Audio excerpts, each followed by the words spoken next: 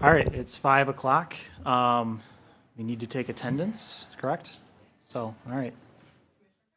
Here. Present. Bernie Overshot. Flicker.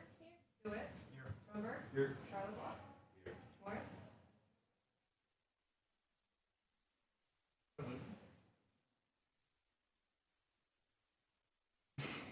Okay, all right, so first on the agenda is, oh yeah, we do need to excuse. I will take a motion. Commissioner Attendee. Excuse Commissioners Morris and Commissioner Overshaw. Any objections?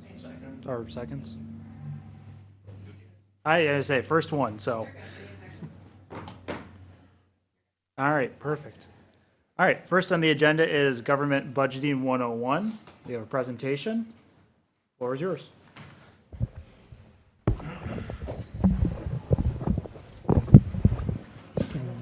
There you go.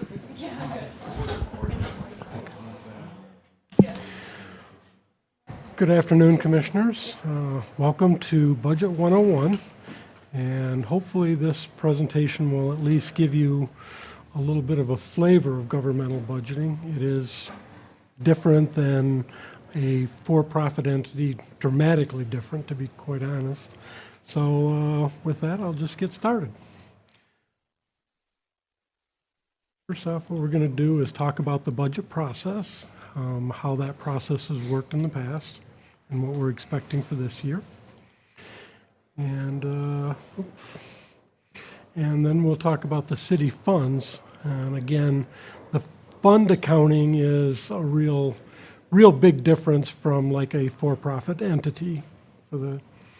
And we'll talk about general fund departments, so we at least have some idea of what's in there. General fund revenues give you a little bit of flavor there as well. General fund expenditures. Restricted funds, what those consist of and what some of the restrictions are.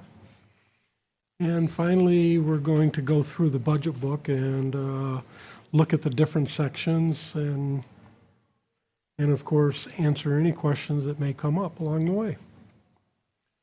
So moving on, the budget process. First off, the city charter states that the city manager shall prepare and submit an annual budget and capital program to the commission for its approval and administer the budget adopted by the commission. And then further, a resolution was adopted on July 12th back in 2004 that says that the proposed budget shall be prepared and delivered to the City Commission on or before the third Monday of April. And I'm not sure what the May is up in there, but, and that has been what we have done is delivered the budget on the third March, or the third meeting in March, April.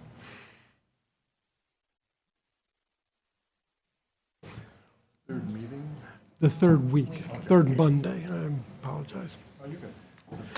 So to start off the budget process, what happens is in early January, I send a memorandum to all departments, basically giving them the departments that they're responsible for, giving them any type of updates on fringe benefits or rates, and just basically kind of formally initiating the budget, saying that the information is out there in New World.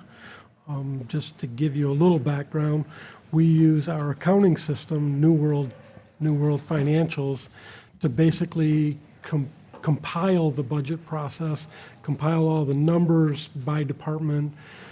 We also have a lot of detail in there, as well as all the personnel costs, et cetera. And that's generally out there, at least the personnel costs are out there at the time that they get this memo. And then they fill in all the details of what they're going to spend for capital outlay, or what they're going to spend for professional services, office supplies, you name it. And there's a lot of detail in there.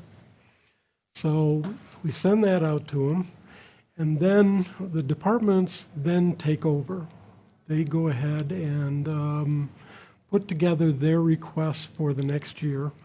using the numbers that my department, in conjunction with Human Resources, put together for all their personnel costs.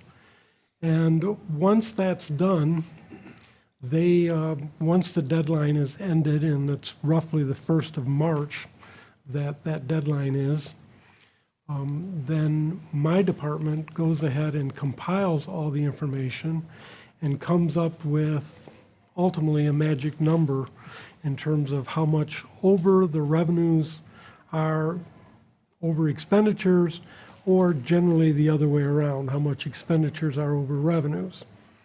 And that's when the real work starts. We set up meetings between the city manager, myself, and my assistant, as well as the department head and whoever they want to come. And then we go through their budget literally with a fine-tooth comb, looking at literally every line item and seeing if it's reasonable in comparison to previous year's budgets, if it's really doing what we want to do. For instance, if, the road department was spending something silly on something that really didn't relate to the roads, again, that would be part of the review. We want to make sure that they're spending the money appropriately. And I didn't mean to pick on the road department in particular, but, so that process goes from, for the most part, the first part of March until the end of March. And then at the end of that process, my office, working with the city manager, we basically compile all the adjustments, look to see that it matches what we want it to be in terms of revenue equal expenditures, and all of the other departments doing what is really looked for. And once that is all done, then we create the city manager proposed budget. And again, this is submitted to the city commission on the 3rd Monday of April. One of the considerations in the budget process, there is a city commission policy that says the general fund will maintain between 15 and 20% of the previous year's amended expenditure budget as a fund balance reserve, basically a dollar amount to have us fall back on if something significant happens that we really have to dip into reserves. COVID was a good example.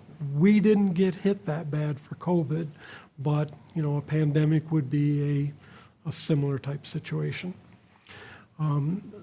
For this coming fiscal year, the reserve amount will need to be between 3.8 million and 5.1 million. Now, if, for instance, we made those projections and the last year's fund balance came out to 3.4 million, as an example, what we would probably do would be to make recommendations that this next year's budget process would have excess revenues over expenditures of approximately $400,000, so that at the end of 25-26, we would underspend the budget. That underspending would go into fund balance and build that balance up to within our 15 to 20% level. What is nice to know is that for this coming fiscal year, it will not be a consideration considering the amount that we have in the fund balance at this point in time. So we're going to try to balance the budget. We're not going to try to have excess revenues or excess expenditures. We are going to try to balance the budget, which has been the goal, frankly, since I've been here.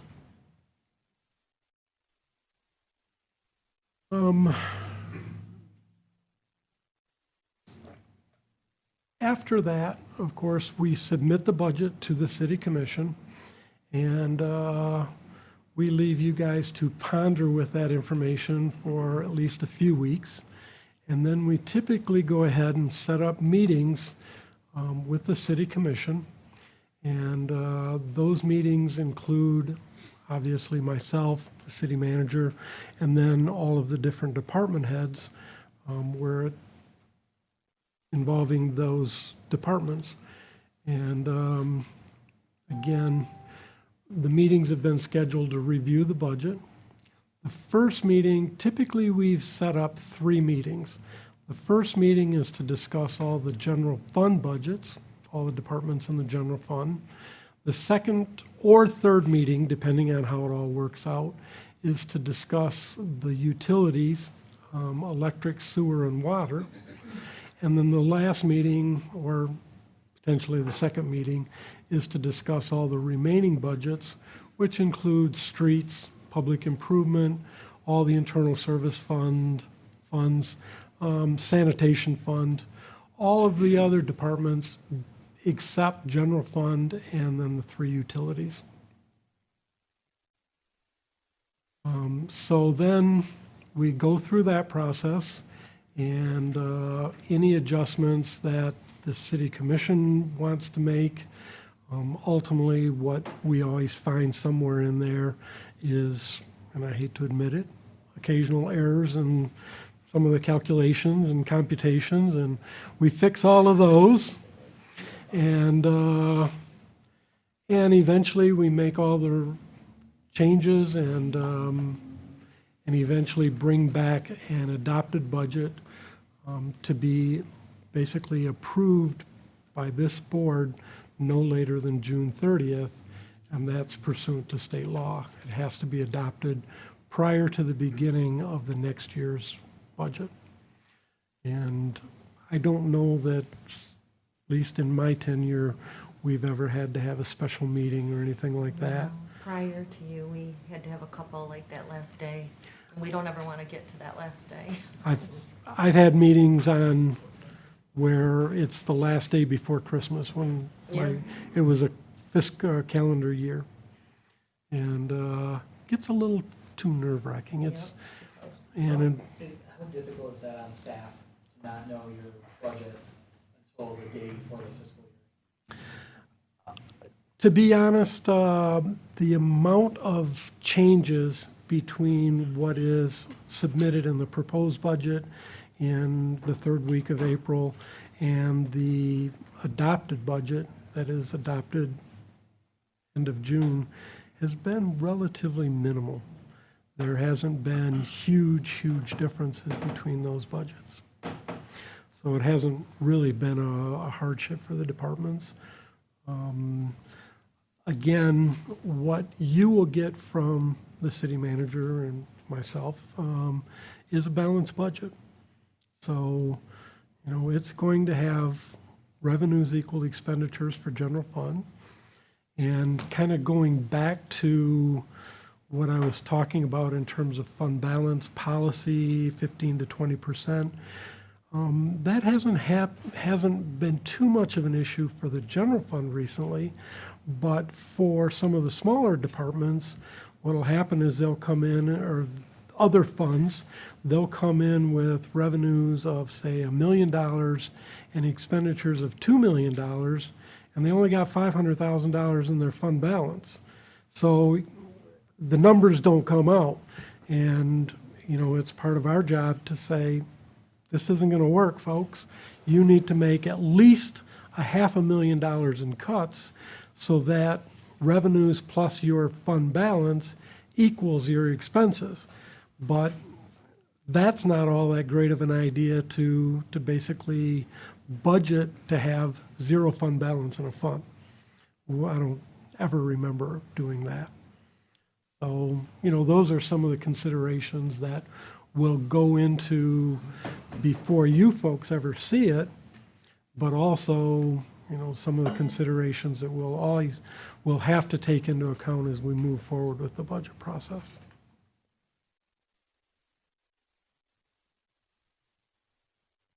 And as in past years, the budget will be presented in a summary format. We do not do a line item budget. It basically is just all you're doing is looking at the weeds. Okay, funds. This is where the real differences in governmental work compared to for-profit work comes into play. To comply with the state of Michigan laws as well as GAAP for a governmental unit, the city has an accounting system comprised of 48 different funds.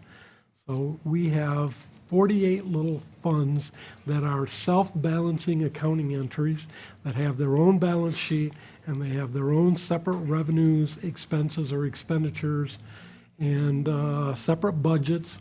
So it's not just creating a city budget. The city budget is comprised of many, many different parts. The fund types are, first off, we have just one general fund. We have 12 special revenue funds, and special revenue funds are funds that are created to fund kind of a specific purpose. So examples are the local street fund, the major street fund. We also have the sanitation fund.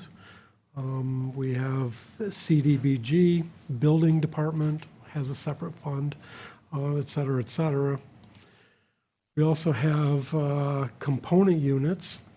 So this is like the DDA, the Brownfield Authority, Marquette District, Tifa, Midland Street Management Board, et cetera, et cetera. So there's all of those smaller programs, although the brownfield programs are actually pretty big by themselves, but some of them are much smaller.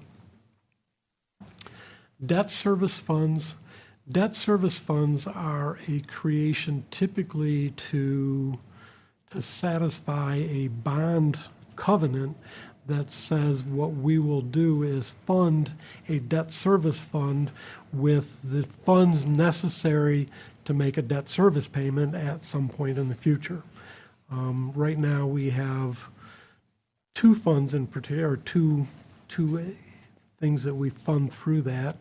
There's an HVAC bond payment due on this building, and then also pretty much all of the funds associated with the uptown development. Those go through a bond or go through a debt service fund. Capital projects, the most evident program here is the Public Improvement Fund. We put money in that fund to do capital improvements. It may be park improvements, Marina. the marina we've spent a lot of money on recently. And let's see, we've also funded, I believe, some of the cemetery improvements as well as, some of the other things through there. Look on the capital projects funds. That was where you said last meeting we would park, that we had excess reserves, put them in capital projects and find a good project for them. Historically, we have taken almost 100% of the excess general fund reserves, or that fund balance amount, and moved it into the Public Improvement Fund just for different projects. And again, what we were talking about is probably setting up a good-sized fund for public safety, building improvements. Because we know between PFAS and various other things that there's going to be some necessary dollars spent. It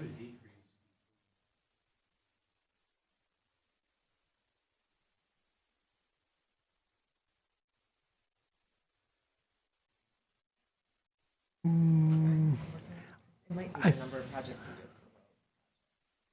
we did. We just did not transfer the amount as of the fiscal year ended June 30th of 2023. We did not move that fund, that dollar amount, into the Public Improvement Fund. There was adequate dollars to fund the projects that we knew were coming up. So it basically sat in general fund for another year.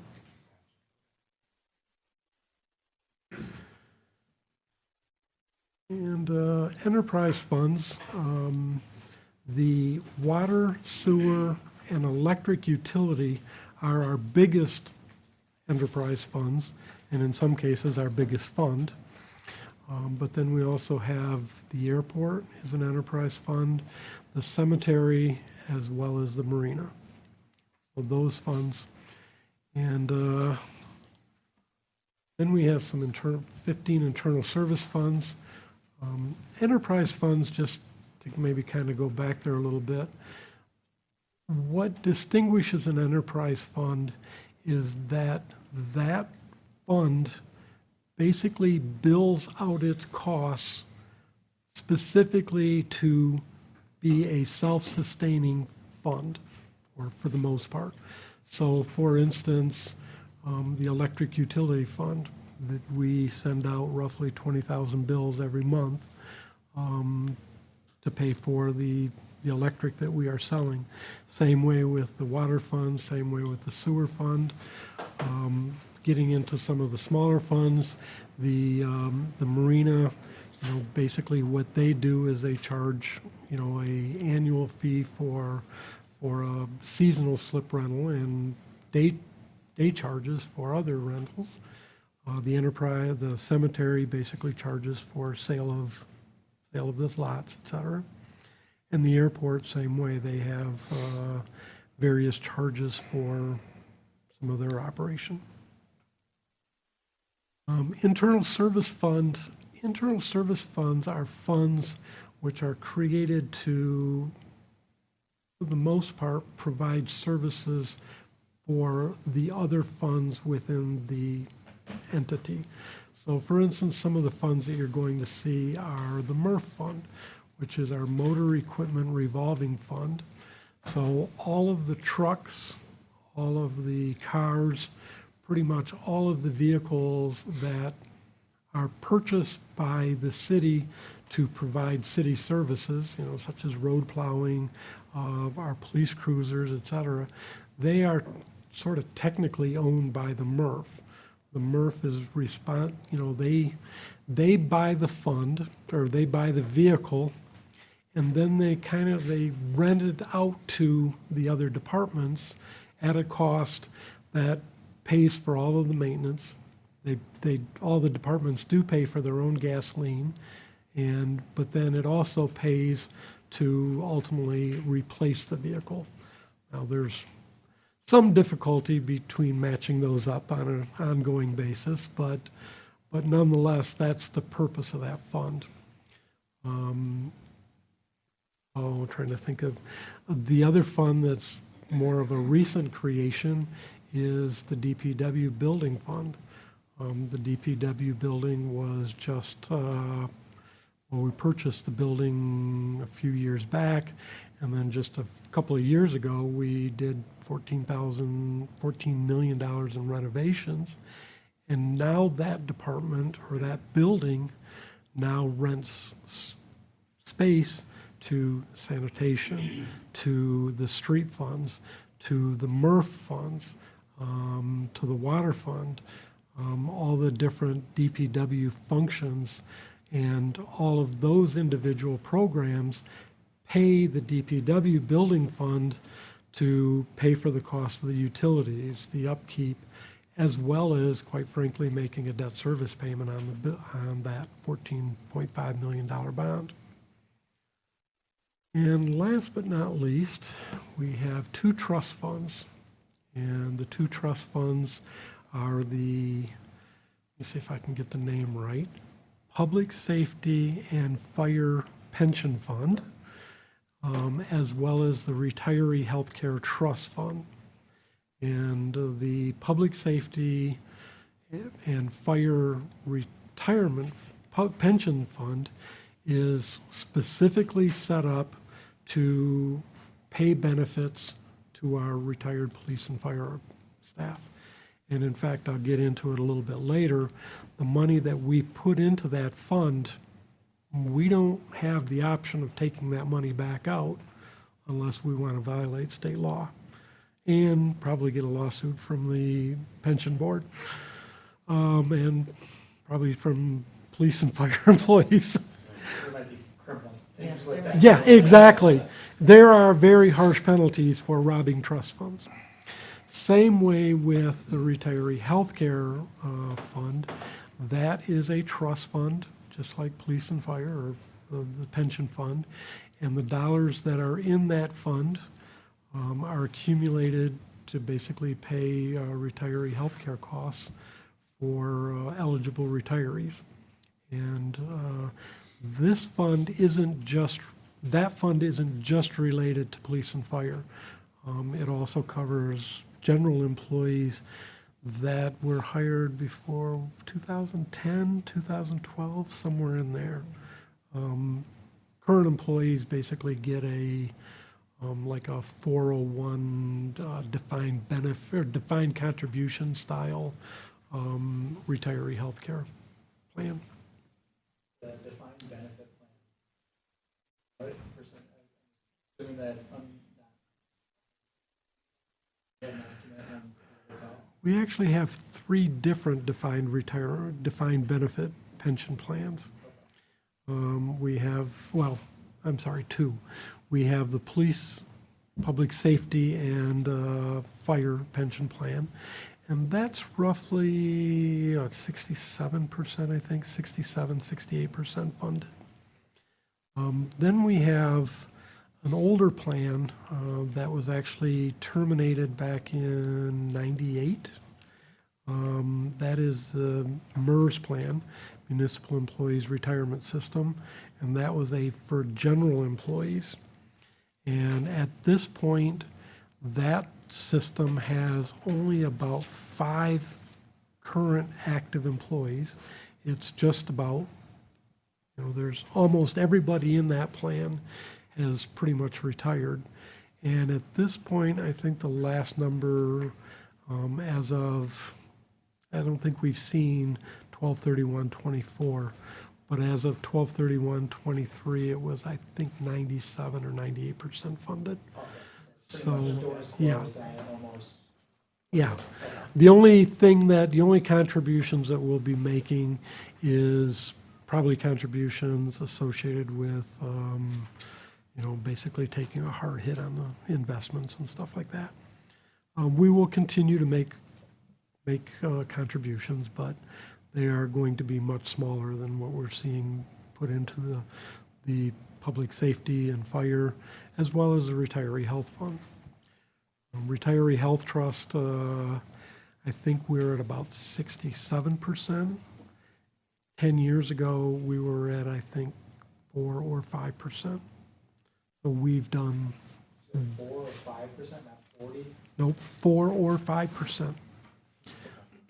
We've really worked hard to fund it with contributions, but fortunately, our returns have been fairly good, fairly well as well.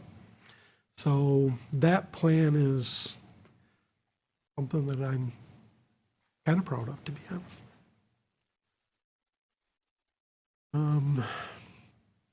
And this kind of gets to a little bit down further in terms of restricted, but generally, with the exception of the general fund, revenues collected by each fund are generally for the exclusive use of that fund. And we'll get into that a little further. So the general fund. The general fund is the government's primary operating fund that accounts for all activities that aren't required to be accounted for in other funds. And this is actually the GFOA definition of the general fund, because it's kind of vague, to be honest, but it is. The general fund provides the following services. General government, that would include like my department, the city manager, the assessor, the clerk's office, what you would consider to be admin departments.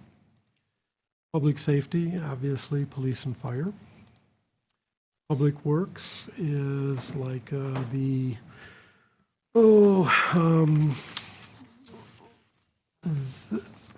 No, it's construction and engineering, so our engineering department. Street lighting is considered, that's part of street lighting, neighborhood maintenance, and city hall and grounds. So the department that takes care of this building. Community and economic development, this is our economic development department. Recreation and culture, obviously our parks division. And then transfer out to other funds. Again, the general fund provides subsidies for some of the funds that really don't quite make it, such as the airport, the cemetery, and the marina as examples. So we transfer out to those funds. And the general fund services are funded with the following revenue sources.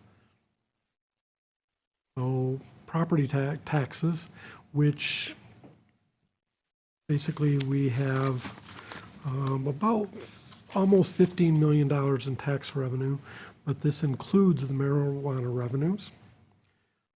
Licenses and permits, this is a lot of the things that comes through our clerk's office, about $612,000. Federal grants, most of the federal grants that we see flowing through the general fund are generally related to our public safety department, burn grants and things like that. Relatively smaller, about $201,000. State grants, on the other hand, this includes state revenue sharing, and we are budgeted at $6.5 million for this current fiscal year. Local grants, $400,000. This is actually the Chancellor donation for the Arboretum, so part of our parks. Charges for services, this is about $3.6 million, and the biggest number in there is the city does a cost allocation plan for all of the functions that the general fund provides to all of the other departments. So the cost of accounting services, the cost of purchasing services for the water fund, the electric fund, the sewer fund, and that's billed back to those departments, and the indirect cost allocation is about $2.8 million. Fines, I guess that's some of the things that we see coming out of public safety. Interest and rents, we've got a budget for about $180,000.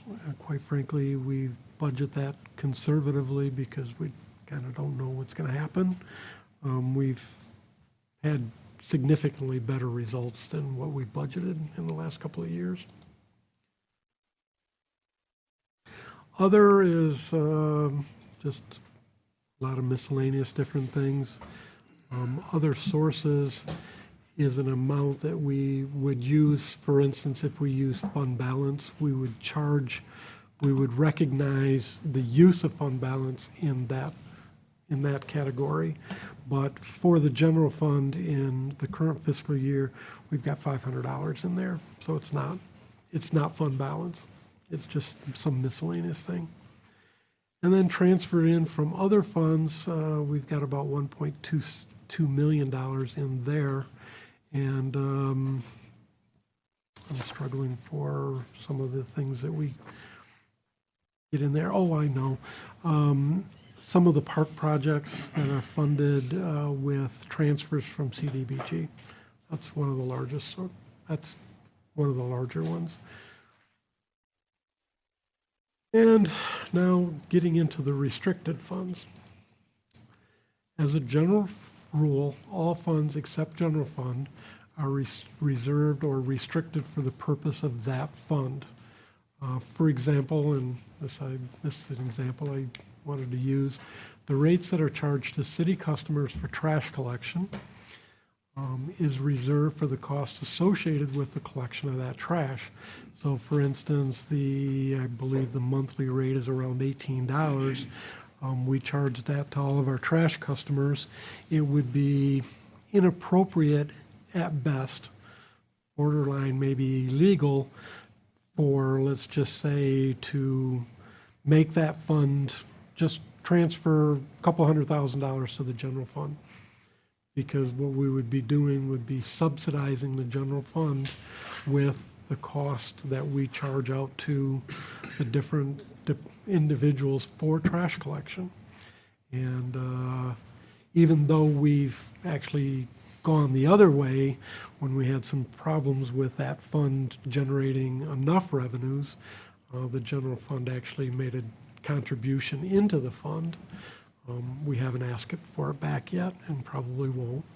But and the other thing too is, let's say for instance, at the end of the year, we have $2.4 million in revenue and $2.1 million in expenditures. That extra $300,000 that we kind of overbilled customers, that goes into it stays into that fund and is then used by that fund for future years. So let's say, for instance, the next year the cost of that fund go up by $500,000. So, and we only bill 1.8 million or $1.8 million out. So we can use those excess revenues in future years to balance the fund out. It is those dollars stay in the fund. Goes into the red. Transfer from the general fund.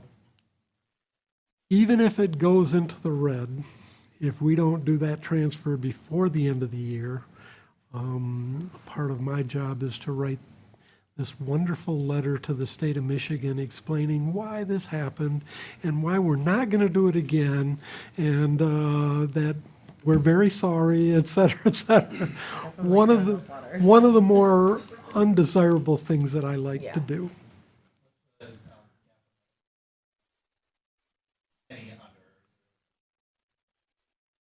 I think I've done them for $200.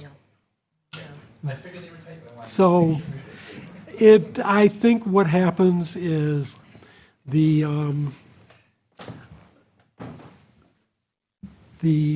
auditors basically have to answer a question on their audit filing. It says, were any funds in a deficit situation?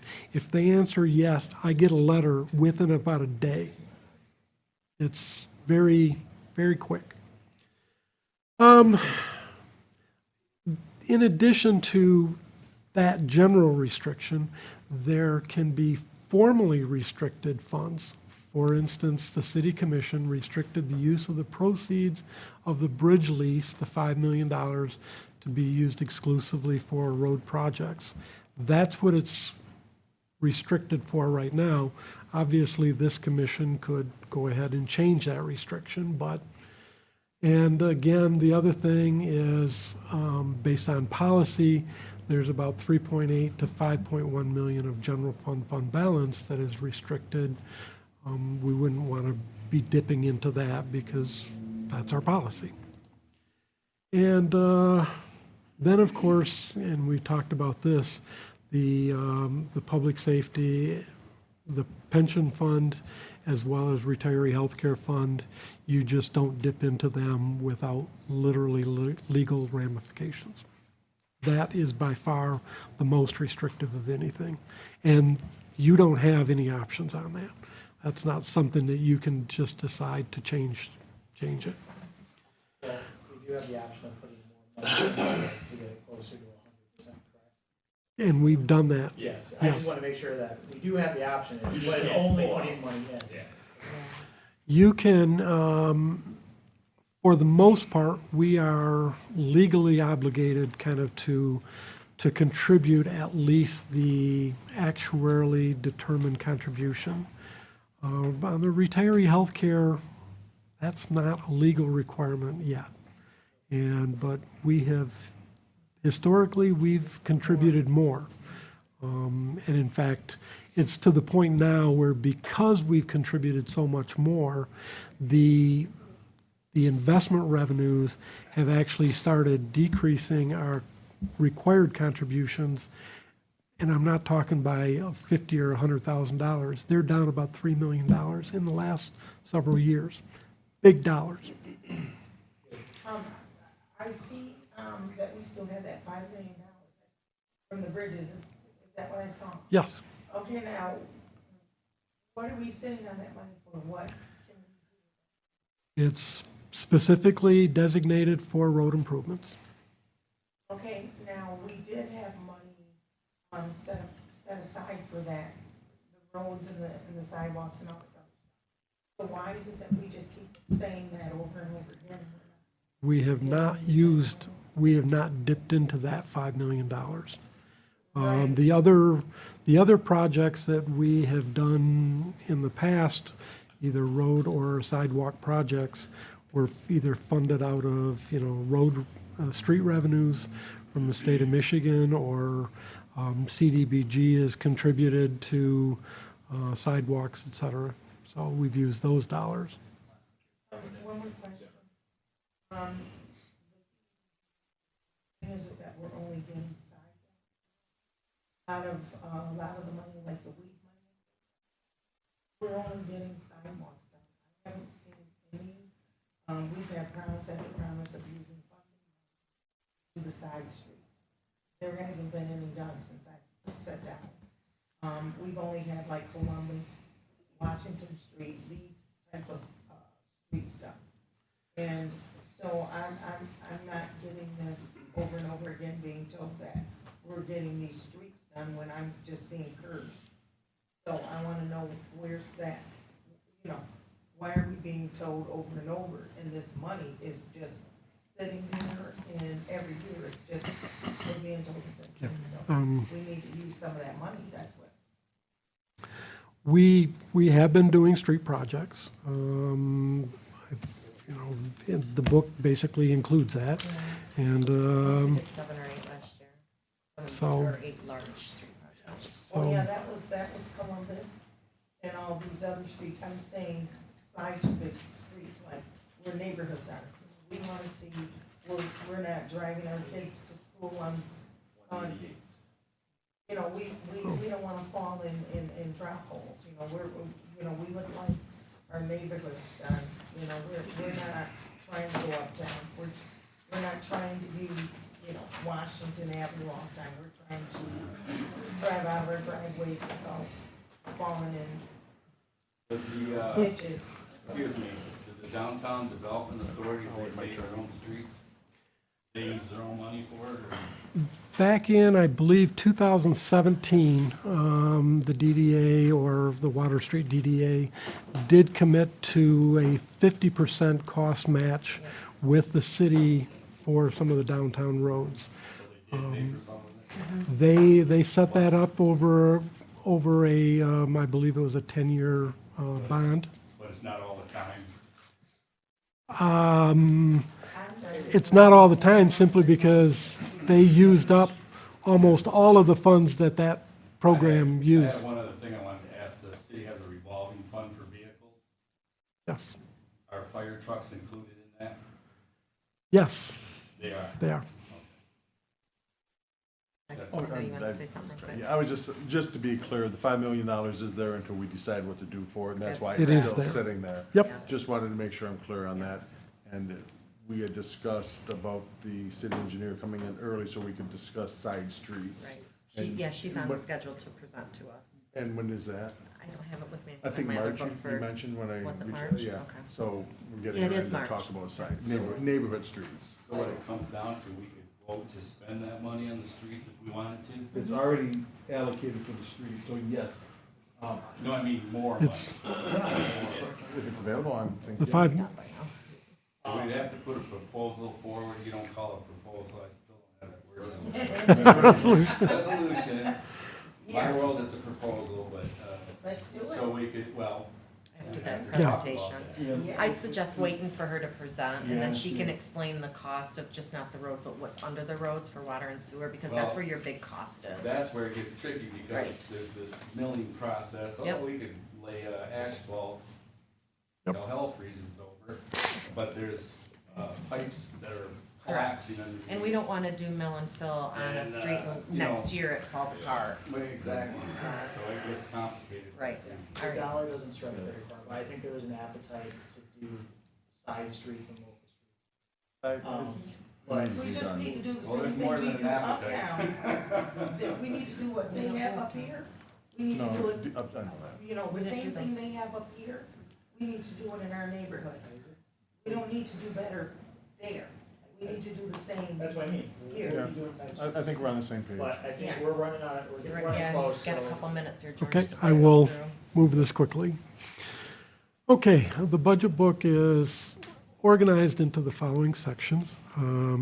We have a budget letter that is prepared by the city manager. It talks about what maybe, what's in the budget and what are some of the big changes, maybe significant projects, et cetera.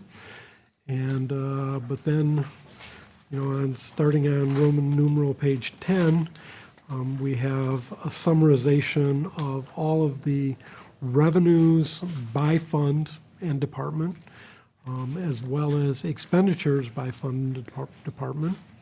And then starting on page 2 are the actual individual departmental budgets, which show, like, for instance, the revenues that they generate specifically, as well as their personnel costs, their fringe benefits, their other services, which includes like all of their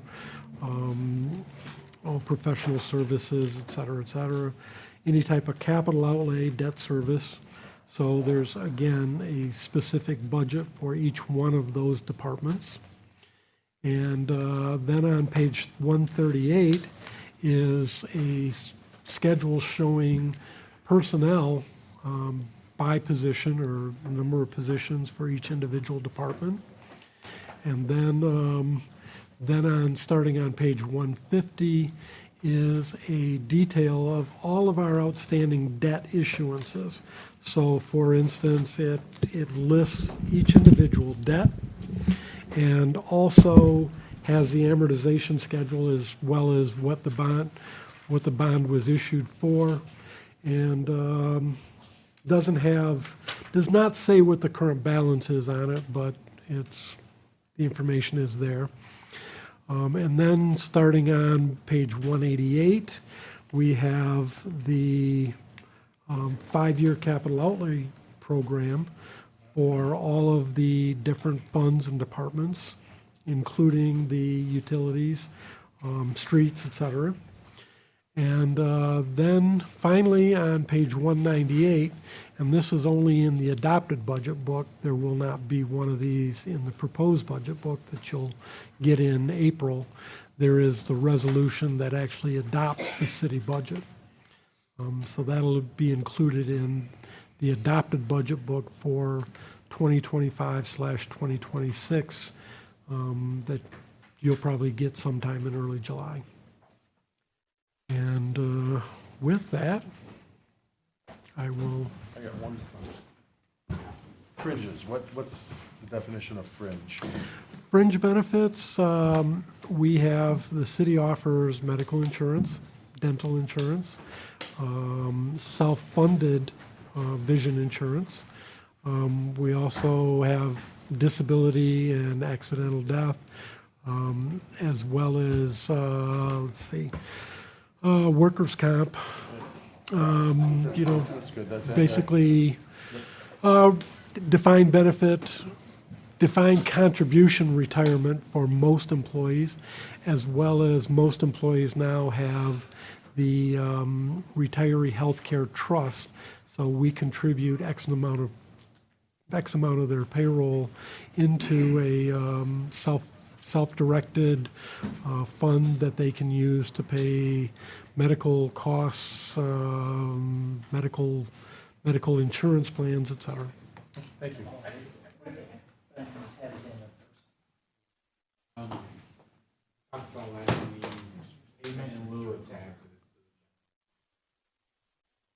we're talking about here, funds are restricted to each individual class. Taxes, is that, how would somebody do that? Well, payment in lieu of taxes there's a couple of different areas that we get it, but the largest one is the electric utility. And for example, and this is where it kind of equalized, typically most governments have electric utilities that are provided by Consumers Power or DTE, and those, all of their infrastructure, all of their personal property is their lines, their poles, and all that kind of stuff are taxable. And normally a government has significant tax revenues associated with that infrastructure. Because the electric utility here is run by the city, to kind of equalize that, as well as to get the city to be reimbursed for the cost of providing all the infrastructure costs associated, that is associated with that, we do what's called a payment in lieu of taxes. And that is the way that we do it here at the city is it's X percentage, I believe 6% of gross revenues for the electric utility. Okay. So we're just pretending that privately owned, energy, let's say, Yep. and they're paying those costs to the GF Yep. because that's what they would Yes. normally. Okay. Thanks. All right, any other questions? If not, we're gonna wrap up and we're gonna head back downstairs. And then we're gonna come back up here for executive session after the first presentation. Okay. Oh, Thank you. All right, I and gotta I get my said, stuff. thank you. February 3rd, 2025 meeting of the Bay City City Commission will come to order. The clerk will give the invocation, which will be followed by the Pledge of Allegiance. Please rise.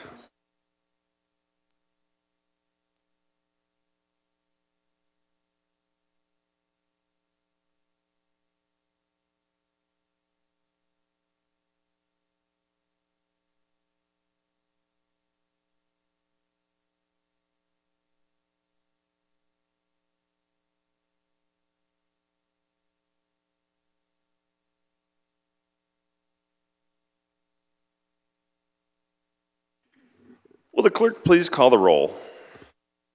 Commissioner Prince, Here. Coakley, Here. Bernie Obershaw, Tenney, Here. Hilliker. Here. DeWitt.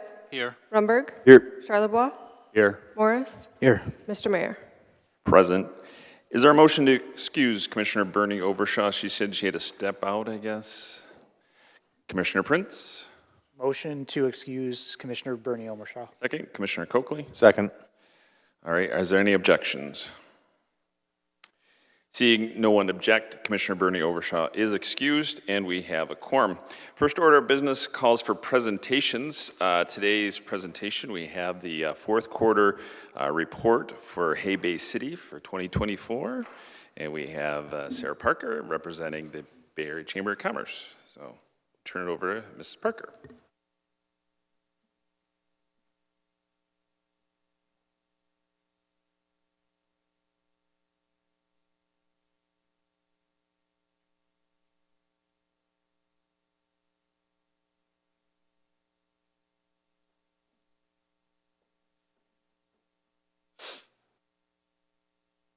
Just working on getting our presentation up.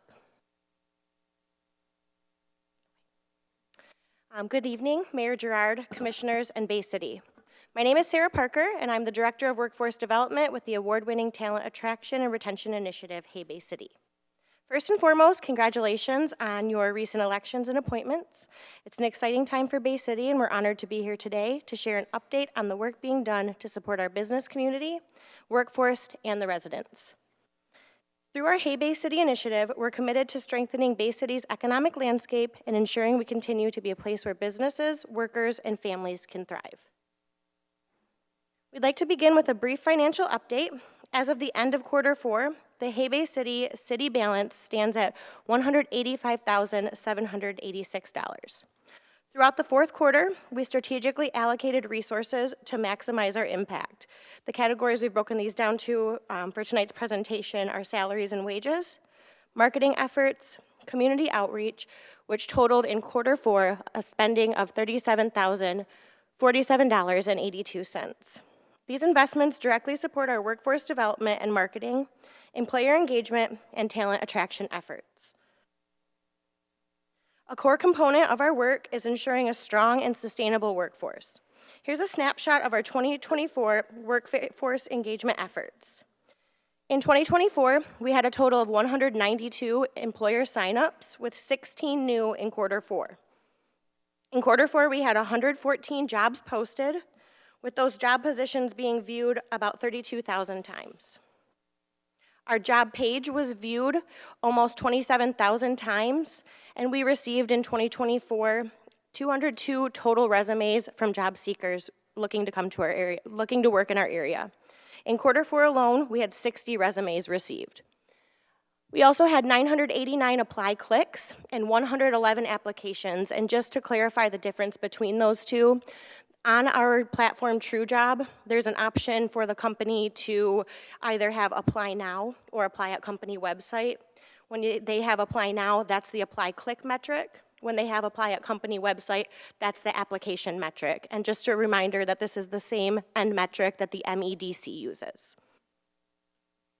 Additionally, in 2024, we facilitated 227 face-to-face meetings with employers, educators, local workforce development agencies, and other community partners to discuss recruiting strategies and workforce needs. In quarter four, we facilitated 39 visits from individuals exploring employment opportunities in our area. And in 2024, we connected 74 job seekers with potential employers, 11 of those happening in quarter four. Our goal is to not only bring new talent into our workforce, but also provide ongoing support to job seekers, including high-level professionals, through resume assistance and direct employer connections. We recognize that workforce development is not just about job postings. It requires strong partnerships and proactive engagement with both educational institutions and businesses. In 2024, we conducted over 20 direct Hay Bay City presentations, reaching employers, job seekers, and community partners. We also strengthened collaborations through work-based learning initiatives with local high schools and colleges. We also work with the Bay Aranac ISD Counselor Tour Network to align educators with workforce needs. Through the SVSU Employer Partnership, we're working hard to keep our graduates in our community. And we also work with Great Lakes Bay Michigan Works to enhance hiring and training efforts. These collaborations are helping to shape a talent pipeline that supports the long-term economic success of Bay City. As we move into 2025, we remain committed to innovative workforce solutions and talent retention strategies. Some key initiatives for the coming year include new employer-targeted newsletters to streamline jobs and hiring needs, international student employer education to explore workforce expansion opportunities, expanding work-based learning initiatives with Saginaw Valley State University, Northwood University, Delta College, and other local high schools. We also will continue our work with the housing, childcare, and transportation committees in the area to help remove barriers to employment. And now I'd like to hand it off to Annabelle Schweiger to discuss the marketing side of Hay Bay City.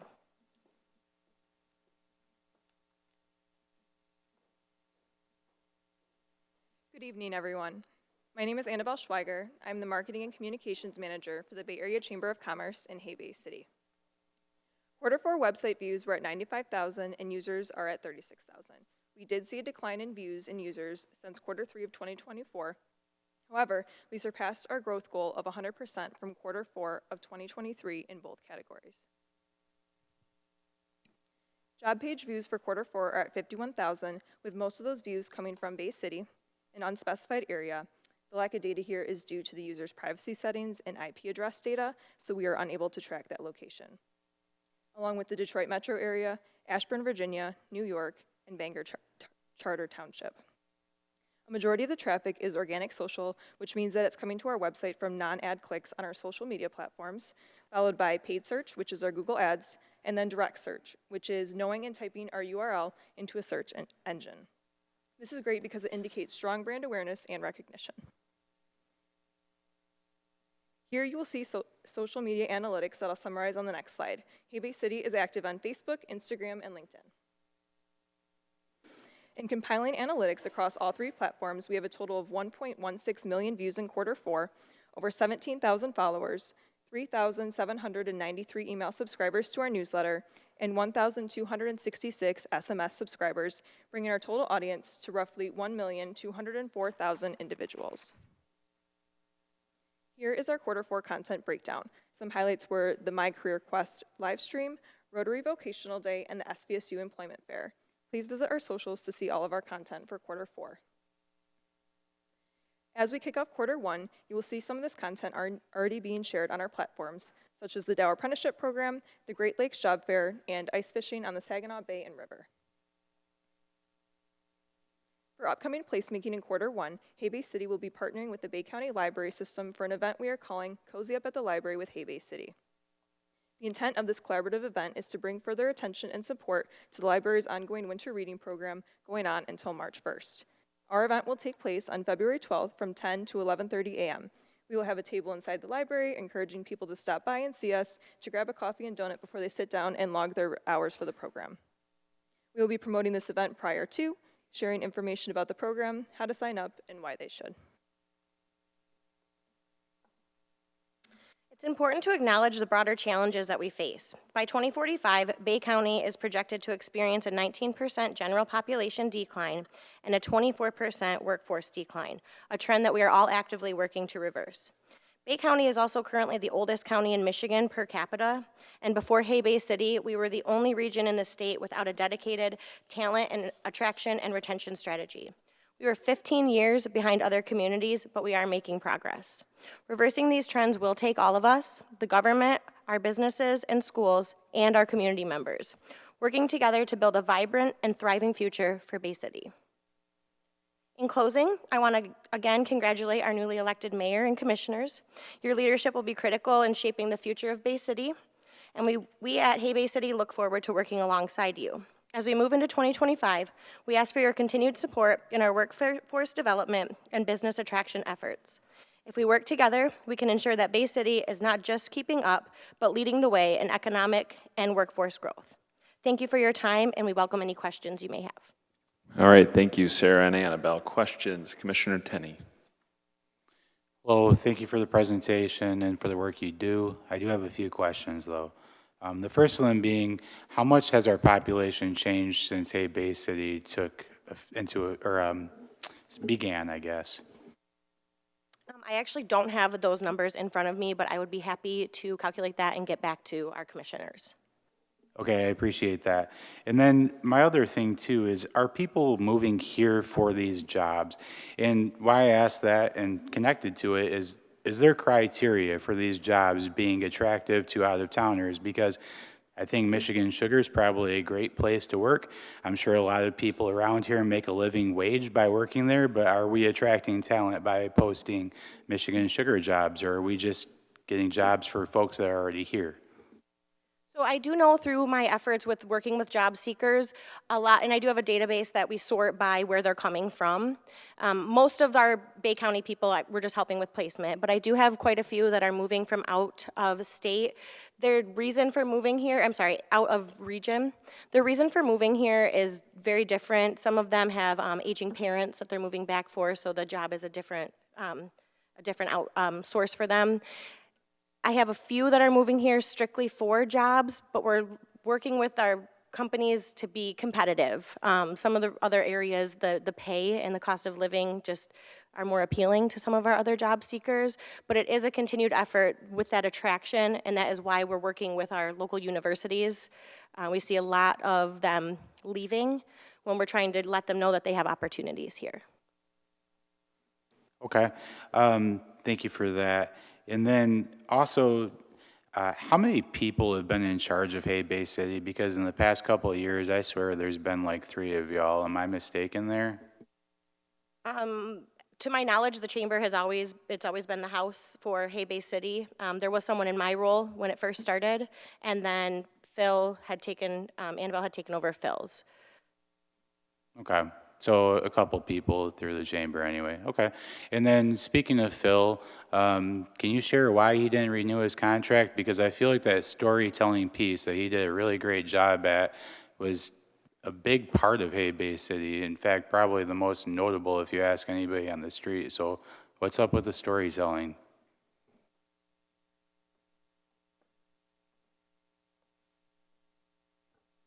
Hello, good evening.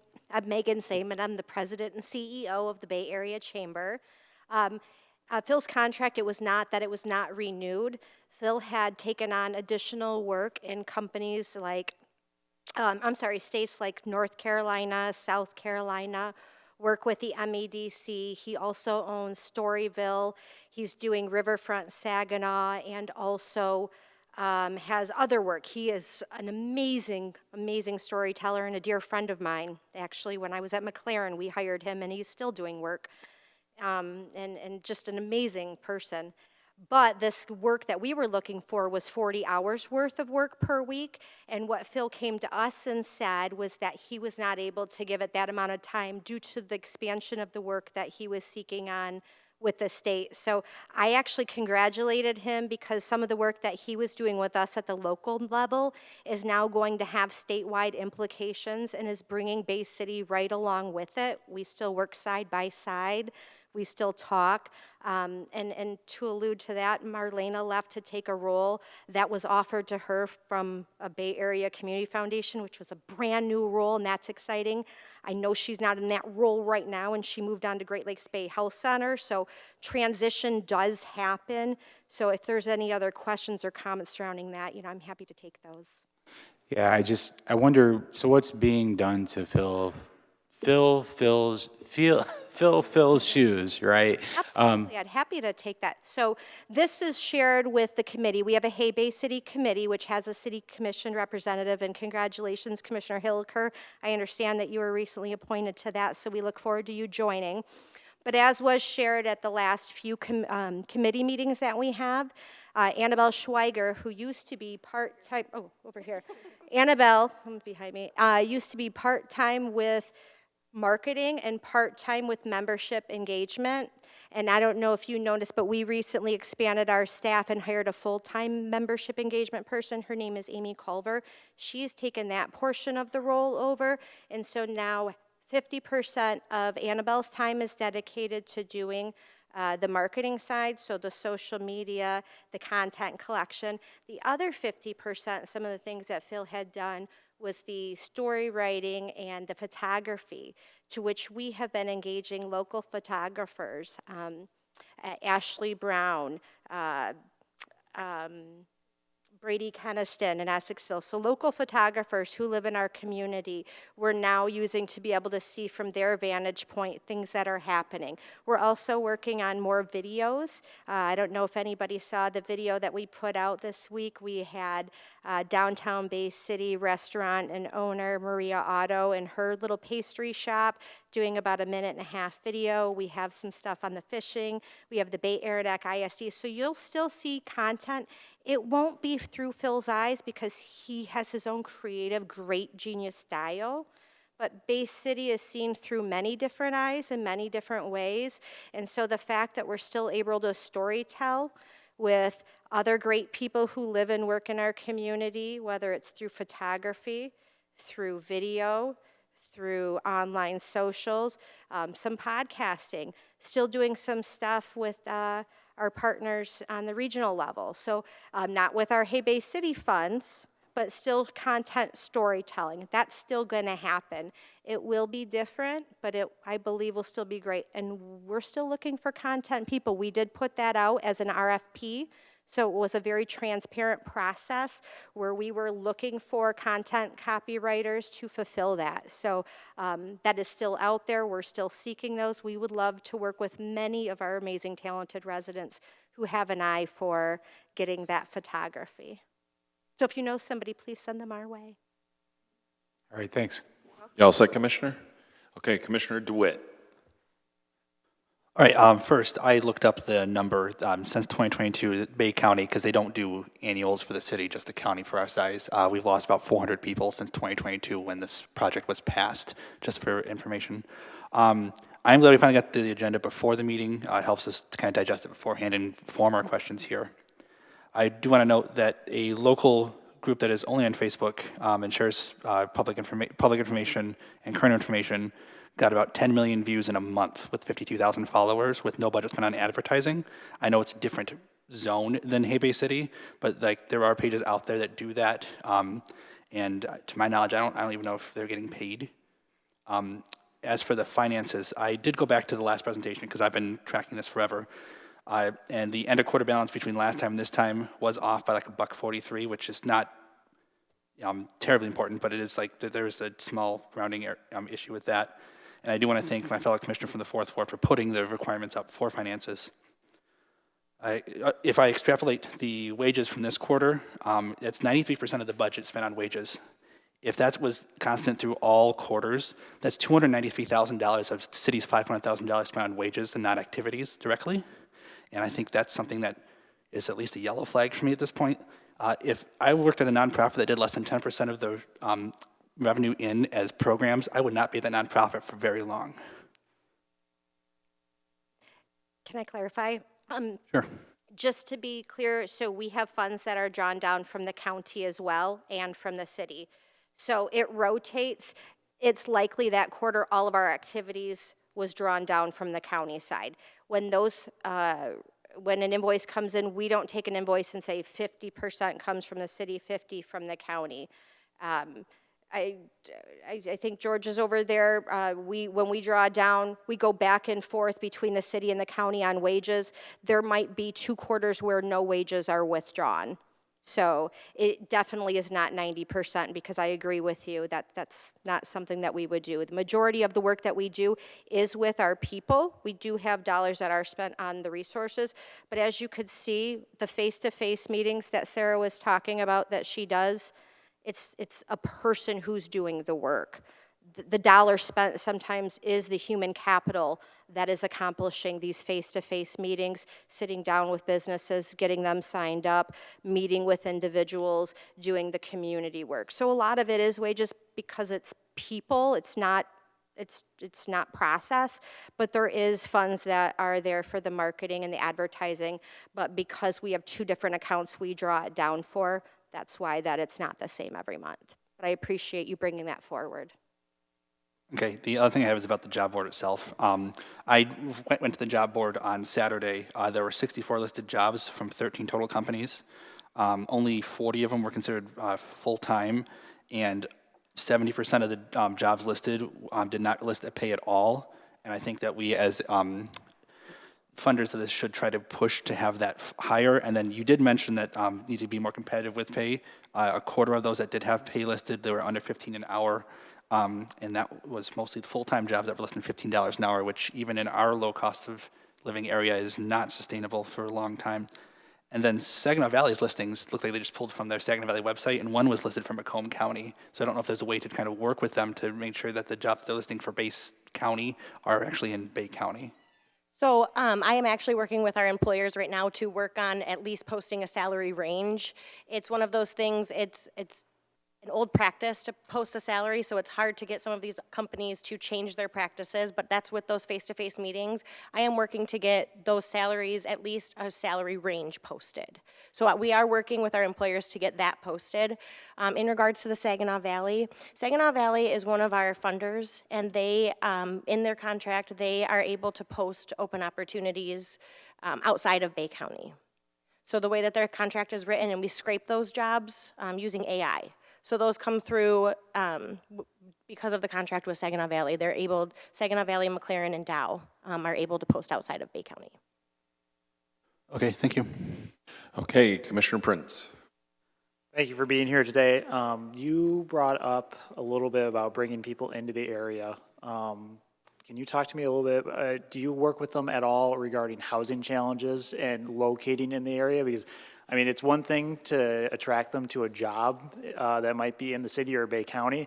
It's another thing to get them to live here. So can you talk a little bit about those challenges? So housing, as you all know, housing, transportation, and childcare are big barriers to employment. And working with housing, it's slow, but I'm having those conversations as I'm out in the public. Any of the summits or committees that I can be a part of, I'm trying to be a part of them. I do know specifically with Saginaw Valley, with their students, they do have help, that they will help with housing for their students specifically. When it comes to out-of-town non-college applicants, a little more difficult, but still trying to work on that housing with them. It's a huge issue, we know that. Little difficult to work, but it's a case-by-case thing, and as much as I possibly can, I'm helping them with the housing, childcare, and transportation issues. Gotcha. And have you worked at all with the Realtors Association at all? Has there been any engagement there with them? Yes, a couple of our realtors, yes, not necessarily the Realtor Association, but a couple of our realtors, that's one of my goals for 2025. One of the demographics that I want to continue to work with is realtors, especially if they have someone from out of town coming here. Let's figure out how we can connect the two. Wonderful. And this isn't going to be a question, but more of a statement. I would love to see some collaboration between the city, higher ed, and maybe Hay Bay City about eventually getting student housing into the city, because we have thousands of people at SVSU, at Northwood, and even some at Delta who are not from this area, who I'm sure they would fall in love with the city if they actually live here. I know from my prior professional experience working with students at SVSU, if you talk to someone who's going there from Detroit or Southeast Michigan, sometimes they don't get to Bay City at all, and exposing them to what we have to offer would be a significant attraction to keeping people in the Great Lakes Bay region, and specifically in city of Bay City. That's absolutely fantastic, and directly where several groups, including our Downtown Development Authority and Downtown Management Board, have been working collectively with SVSU for exactly that. And I love your idea of the housing. So, Commissioner, I think we should definitely work together on that project. Thank you. That's all I have. Thank you. Commissioner Coakley. Short and quick. This is the last year of the funding with the city and the county, if I'm not mistaken. And I think it was stated before that you guys already have the funding to continue on without the city or county's involvement or financially? So the city set the funding and approved our funding contract, and through ARPA guidelines, we have through December 31st of 2026 to spend down those funds. We have funds with the county where those funds are already in our account and we are spending them down. The city, on the other hand, we spend it, reach out with a request for reimbursement, review of the contract, ensuring each and every invoice and statement is reviewed, and then we get reimbursed for that. We're currently working on the spend down plan right now, where we'll be bringing that forward to the next quarterly meeting of the Hay Bay City Committee. It is likely that we will expend those funds by the end of 2025, but it is possible that we will have the ability to have some funding available of this funding through 2026 Q1, and depending on how we expend those dollars and what process. So we're looking at making some tweaks. When we launched this, while we did get the approval in 2022, the official go live of the marketing didn't happen until 2023. So we're still kind of in beta testing, where we're saying what type of marketing works best, what is connecting best with the people that currently live here as a retention, but also the people outside our area from an attraction standpoint. It is not going to be a short-term game.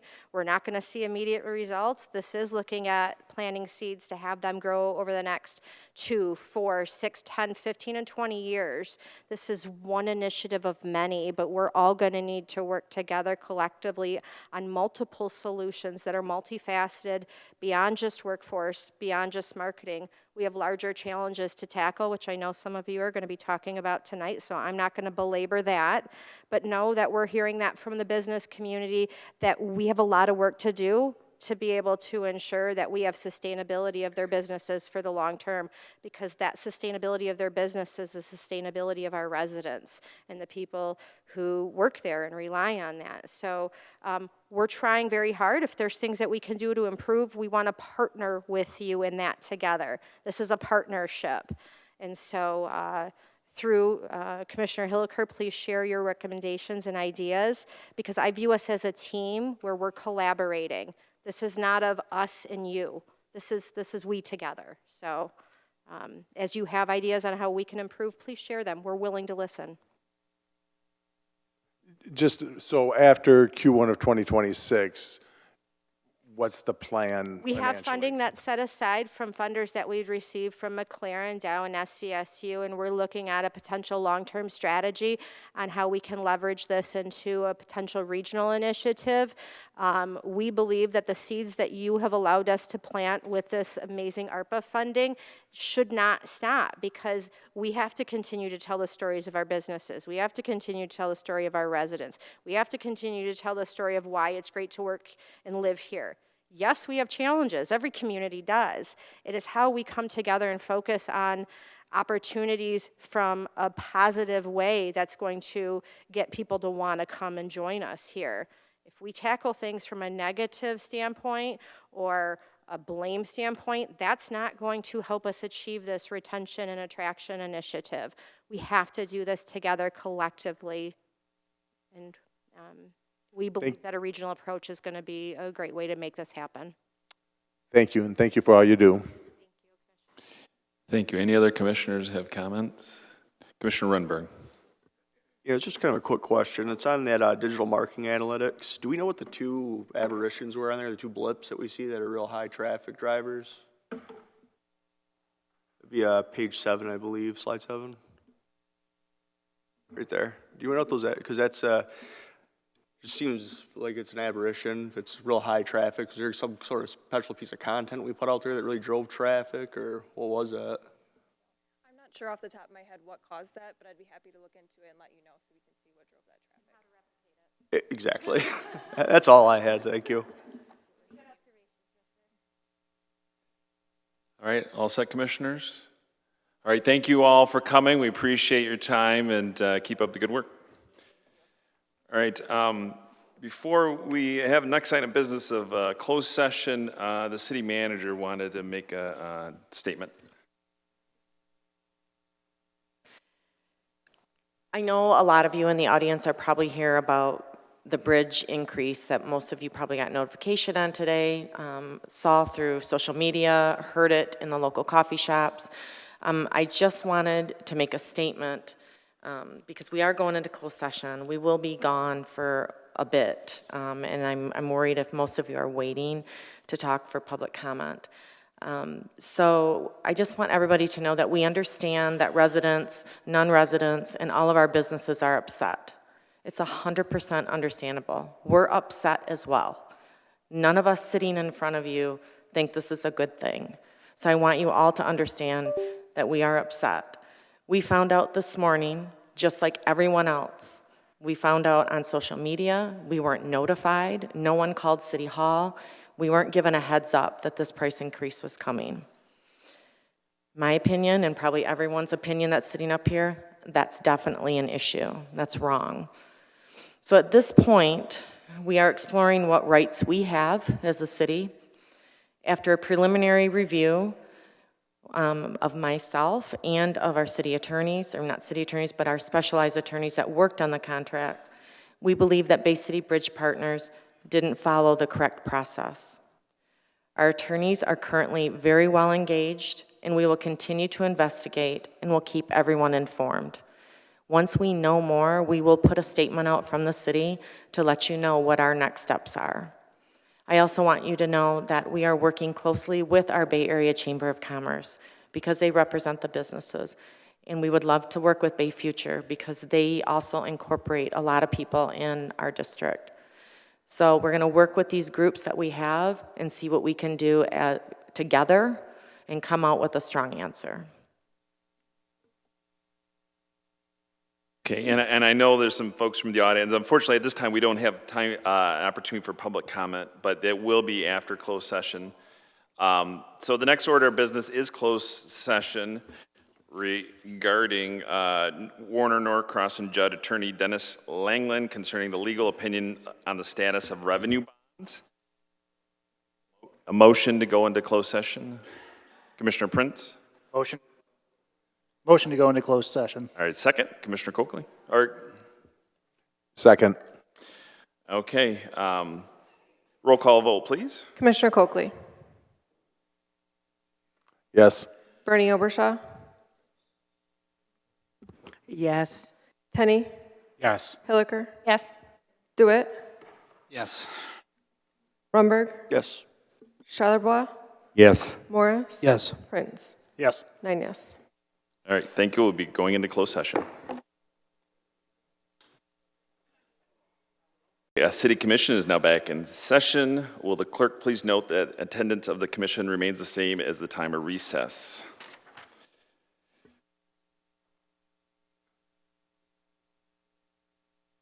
Next order of business is the adoption of the agenda. Is there a motion to adopt the agenda? Commissioner DeWitt. Motion to adopt agenda? Is there a second? Commissioner Tenney. Second. Do any members of the commission wish to add any item to the agenda? Commissioner Bernie Overshaw. Would you please read the Yes. proposed item? Oop, I have a resolution. It is for the Freedom of Act. Whereas Freedom of Information Act was signed into law 1966. Commissioner Bernie, just make sure you read it exactly how you have it written here, just so we have it on the record correctly. Resolution, Commissioner Bernie Obershaw, FOIA. Whereas Freedom of Information Act, FOIA, was signed into law in 1966, stating the public has the right to request records from any federal agency. Whereas, under the Freedom of Information Act, a state government generally cannot release emails to the press if disclosing them would put a person in possible danger. Whereas, generally, a news outlet cannot access state emails unless explicitly provided with that email address and authorized to access it, unless by legal means.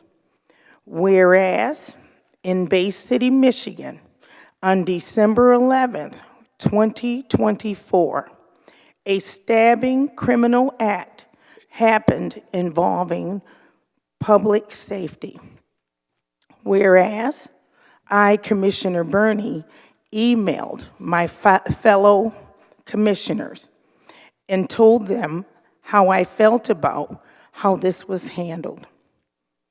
Whereas, I read the news, which said Commissioner Andrea Bernie Obershaw defended the criminal and criticized public safety officers in an email sent to my fellow commissioners. Whereas I have been threatened, I have been told to go back to the zoo, I have been racially badgered. I have been told I am a disgrace and I am going against the police. Whereas President Stephen Prince quoted, all emails are subject to the Freedom of Act when it is publicly owned city email and there are no private conversations.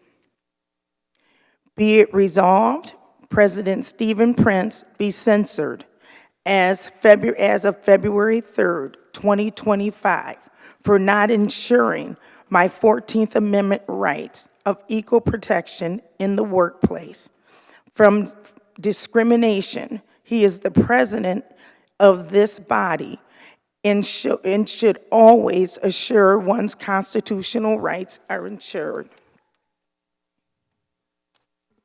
Okay, thank you. Is there a second?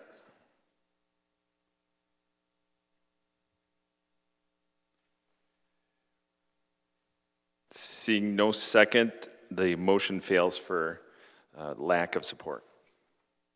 Okay, is there two separate, or they just was part of? Did I?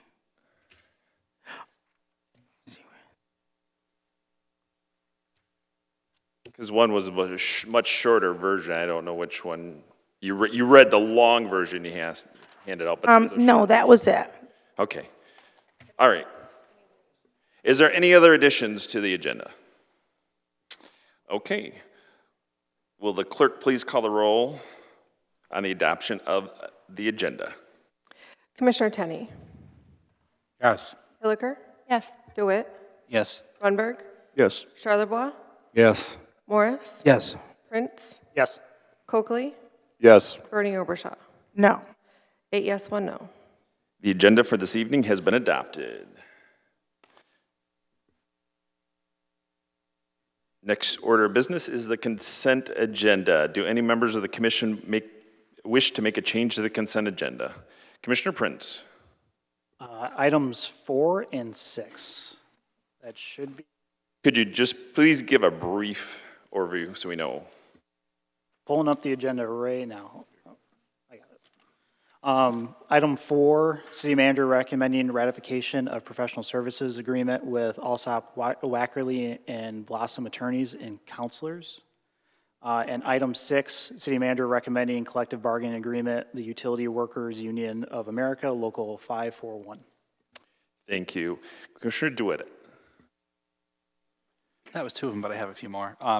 Reports for Officer 7 regarding the park equipment for Bigelow Park. Reports for Officers 9 regarding the establishment of a Parks Advisory Commission. Resolution 13 regarding the James Clements Airport appointments. Resolution 15 regarding the Compensation Commission appointments. Resolution 18 regarding the purchase power transactions. So 7, 9, 13, 15, and 18? Correct. Thank you. Those items will be on the regular agenda. Any other commissioners have items on the regular agenda? Seeing none, next order of business calls for public input on the consent agenda. This is an opportunity for citizens to remove the item from the consent for consideration on the regular agenda. If anyone in the audience wishes to make a change, please come to the microphone, sign the registration sheet, state your name and address for the record, and the item you wish to have considered on the regular agenda.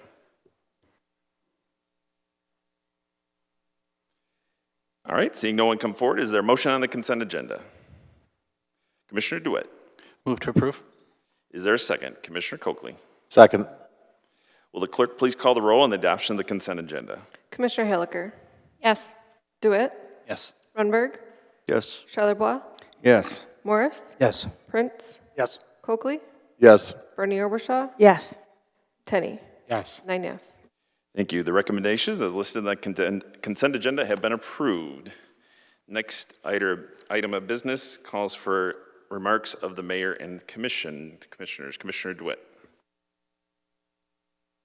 Okay, I'm going to keep my item stuff off of it. And I also want to state that I know perceptions, and I'm one who has criticized it previously about closed sessions, that the one upstairs was not at all involved about the bridges because it was on the agenda back last Wednesday when it was first released. So they are not the same thing. I know some people think that because there was a closed session, it was about the bridge issue today. I can guarantee this board that this was not related to that. Going onto the bridge items that I had, we all know 8 a.m. Bay County residents with the transponder were given an email that says you have to double your cost and to use the privately leased bridges. In July of last year and in January of this year, they've stated twice that they would not make any changes to the $15 a month system. This was also done without advance notification to the city. And I've seen it was possibly said in passing somewhere last year during one of their updates to the city that they have not come back for recently. I understand that this $15 to $30 change only really affects those outside of the city limits as of March 1st, but the timeline keeps ticking away until we also feel the pain here in the city. We also still falsely on Google Maps have the toll listed to cross the bridge at $2 a crossing. I've made that change multiple times to $5.50 for a paper plate, and it keeps being changed back to $2. So I know people are getting those bills that are like almost triple what they initially were. We'll see if it sticks now.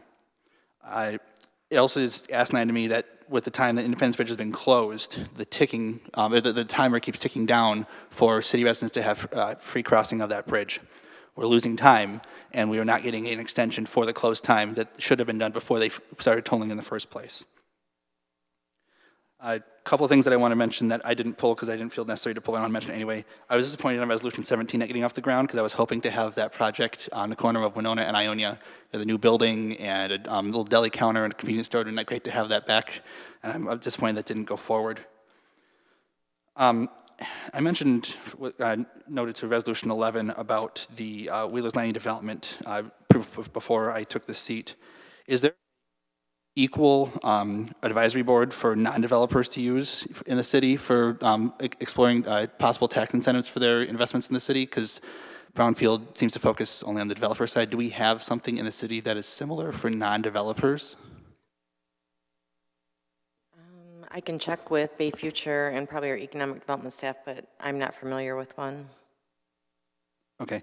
Last one is a statement of something that's affected a lot of people here in the last week or so. As many people know, last Tuesday there was a period of time where funding was in limbo for many segments of operations here at Bay City. It would have gone through, if it would have gone through, thousands of Bay Cityans would have been negatively affected as soon as that day, and some may have anyway. And then we know effective tomorrow, there are new tariff taxes on imports from Canada and China, and a delay on Mexico at this point, and possibly soon also tariffs against European imports. And these taxes will affect Americans, though they may not hit all at once. I also want to say that if you're part of a group that is also being erased by the federal government, we in Bay City welcome you in the safe community. I say this because less than 48 hours after the current administration moved a gender recognition and care in government facilities mandate, a veteran who is transgender took his own life at the Syracuse, New York VA hospital. If you're upset with the insane reports of corruption and law-breaking happening, I can tell you that we have already passed in this local chamber a couple of items to help increase the accountability of this chamber, and there are more coming down the pipeline. It is small, we are a small city, but it is a start. I do trust this commission will do more and continue to move forward, not only to fulfill our minimum requirement, but move in a positive direction and be as inclusive as possible. We deserve confidence from national leadership, and we should be able to be confident on our local leadership too. All set, Commissioner? All right, Commissioner Bernie Overshaw.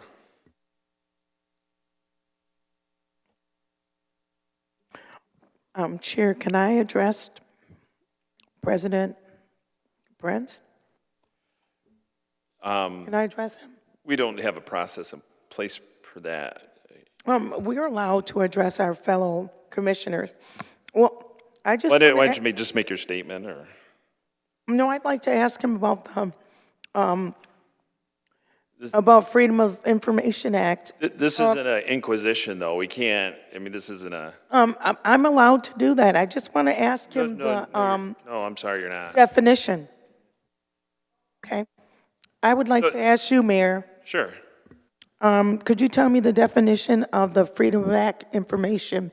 Because when my email was sent to the press, I would like to know, your name was on the forwarding for the news, and Dana, her name was on the forwarding for my email that was taken out of my private email from the city. And I would like to know, can you give me the definition of going into someone's private email and sending it to the press to endanger a public figure? Because that is against the law. So I would like to know why you would endanger someone like that. So I can answer that for the mayor. The mayor's name was not on a forwarding email to the news. My name might have been on it because I'm the FOIA coordinator for the City of Bay City. So I have to forward that information to the requester. So that is probably why my name was on that. That's against the law? No, it's not. The, It's not against the law. Excuse me, the Freedom of Information Act is for the federal government. The state does not do that. That is for the federal government. Okay, well, I You are disagree not with you. That is not true. The state of Michigan lets people FOIA anything that is happening in local government, and that is exactly what they did. It is a state law. City manager, I won't argue with you. I'm not But I arguing have with the you. law sitting in front of me. That is against the law when a person is a public figure. It endangers a person's life when they are a public figure for you to hand over private That might be email. a state official. I believe that might be an exception for a state official, but not local official. If you want to present that document, I mean, so we have it on record, that's fine. I will, thank you. But that is against the law to do that for a public official. Yeah. It has always been my understanding that we are subject to FOIA, Freedom of Information Act. I don't know the exact statute, but you have it written down here, 1966, yep. And I'm going to actually ask Commissioner Prince, who has it up, it sounds like, to read that so we're all clear on what the Freedom of Information Act contains. So just to clarify, there is a federal Freedom of Information Act, and there is a state Freedom of Information Act that applies to all state government except for the legislature and governor's office. The Senate is working on that. And then that also applies to local government. It is Michigan Compiled Law 15.231 through 15.246. It's about 15 pages. It's worth a read. And it's been an act in the state of Michigan since 1976. It is... I gave Commissioner Prince the floor to respond. It is PA 442 of 1976, and it too applies to us here in the city of Bay City. Any email, unless it's to an attorney that's working on behalf of the city of Bay City, is open to the public. That's how it should be.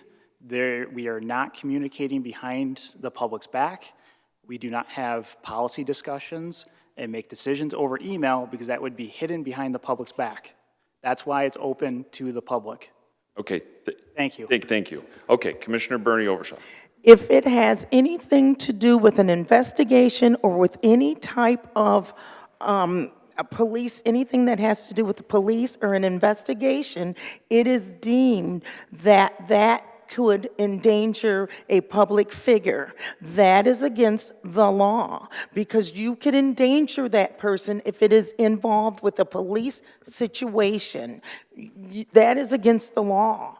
You cannot, and that is a big. I'm going to be real. It was a police. It was a stabbing. It was a crime. Commissioner Bernie Overshaw, let me stop you for a minute though. So some of those statements that you made via email, you made publicly on social media, on an online forum. So the same comments, when you make them public like that, they're in the public domain also. Actually, residents sent me your comments outside. Nope, I'm talking.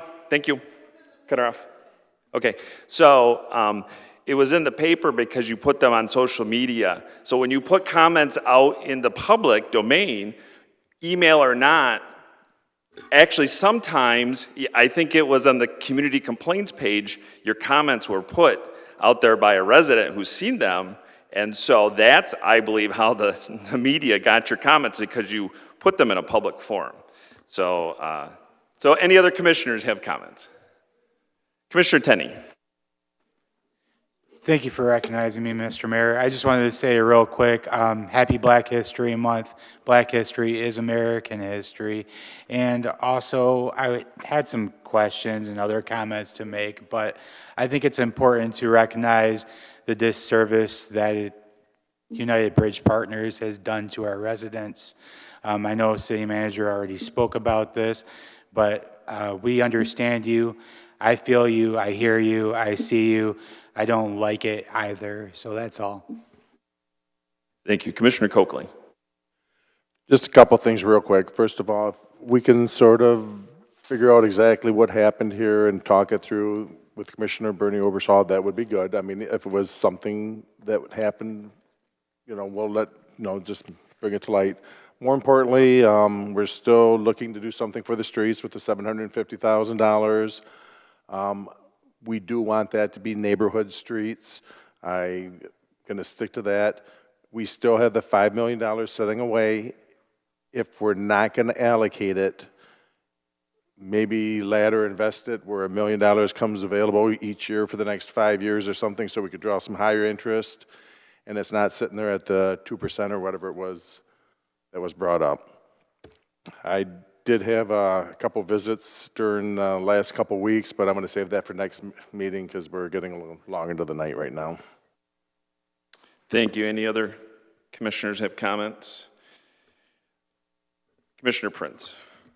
Something that got brought up on social media before everything that happened with Bridge Partners was that when one of the bridges is down for a couple days, does that count? Does that get added on to the 5-year free period at all, or how does that work exactly, or is it just eaten into the 5 years? Interesting that you asked that, because I asked that today as well, because we were trying to figure out the date of the real opening, right, to start our 5 years.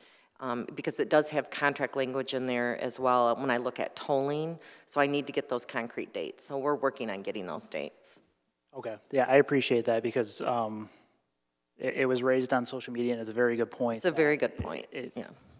If they just close it for maintenance after officially opening it and just eat in the 5 years, they're just buying time until it affects the city. So Correct, thank you. because in my opinion, they're still working on it. They're still working on parts of that bridge, so.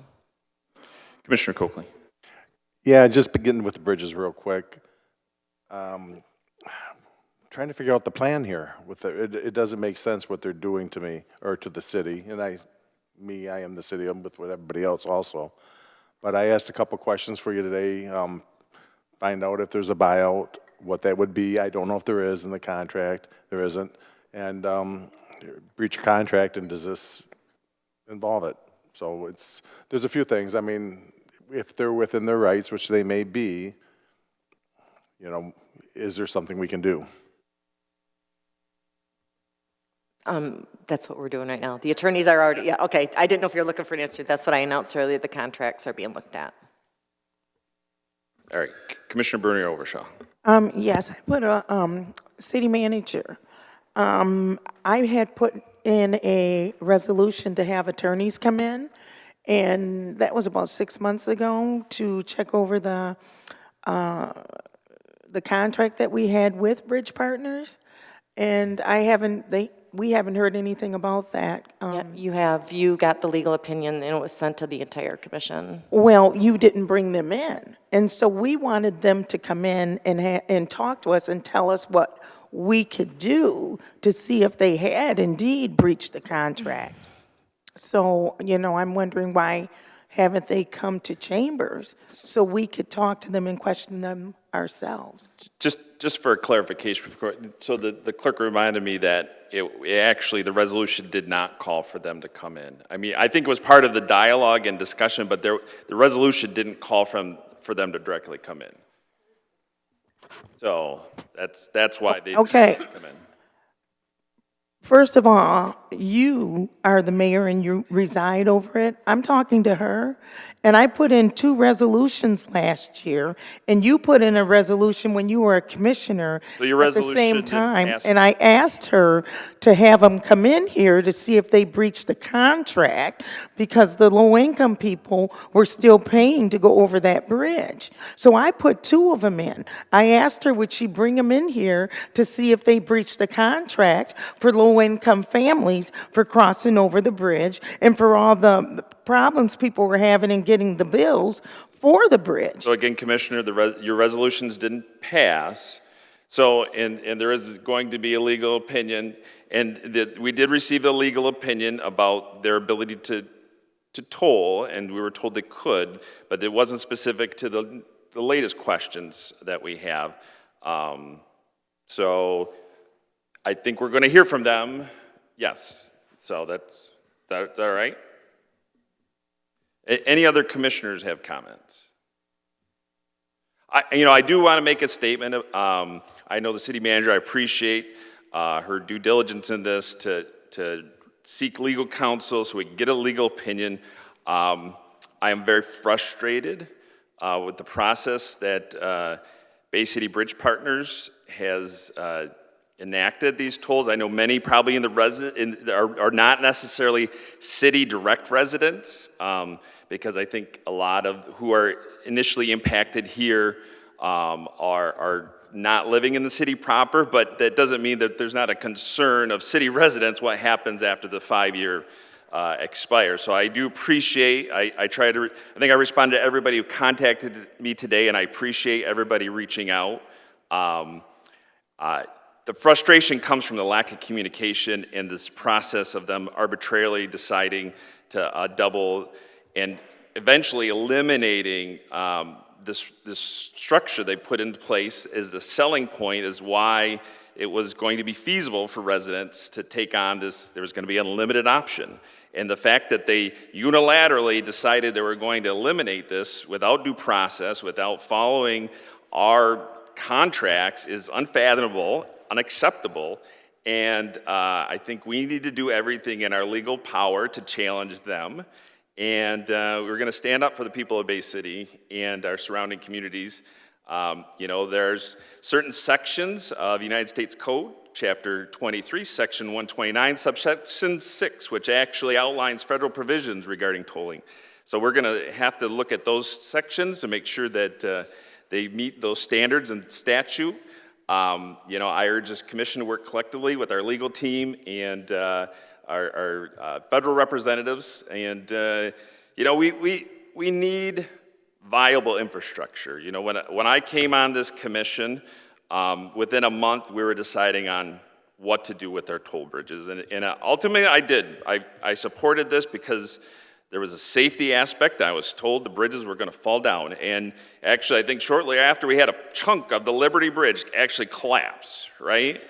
And so, safety to me is a priority. However, with that being said, I think some things have been said and promises made and promises have not been kept on the part of now. I would almost like to remove Bay City from the Bridge Partners acronym because they're not being good partners. And so, our community deserves fairness, accountability, and infrastructure that prioritizes people over profits. And I understand that, we made this decision, but what's happening right now is not good for anybody, and ultimately, the folks that are making these decisions, I think they're going to end up being on the losing end of this because people will go around these bridges because of their inadequacy in planning. So that's all I have to say about it. Commissioner Bernie Overshaw, that's... Okay, I just can't help but say this. The point of the matter is, if we would have gotten the attorneys in, I'm going to write another resolution. But Commissioner Girard, you have to be accountable for what has happened here. I can't help but say, if this whole situation wouldn't have went this way with United Bridges, when you and the other ones voted this in. Now we're at this point where it seems that we're trying to figure out a way to dig out. We need to get the attorneys in here. I said it from the beginning. If we would just start listening, Commissioner, instead of just saying the same thing over and over again. I do appreciate the sentiment. I do hear you. And because you did not put forward a resolution, I did. And it passed, and we got that opinion, and we can share that with, can we share that with all the new commissioners, that legal opinion, to make sure they have it on record? We did receive that. All commissioners had the opportunity to comment to the full body. Commissioner Girard, you went... And I don't remember you commenting once we received that legal opinion. So rather than go back and forth, I understand your concerns, and I think we're looking to take action. I hear it from this body that we want to do something, and we're getting the legal opinion on what we can do. Any other commissioner? All right, seeing no one, City Manager, do you have comments? I do not. All right. Next order of business.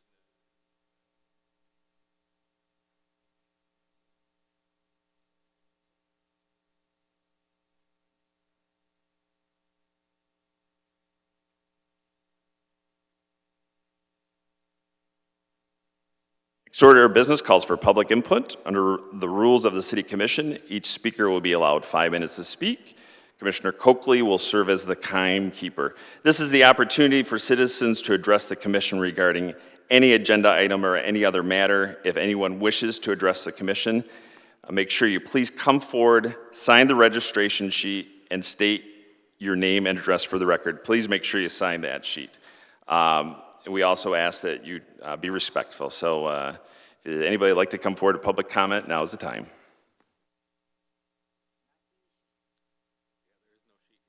And,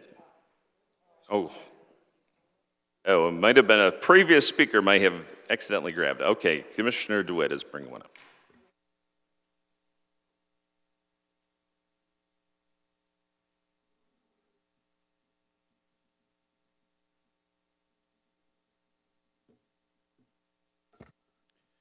City Clerk, just name and address on this form, correct?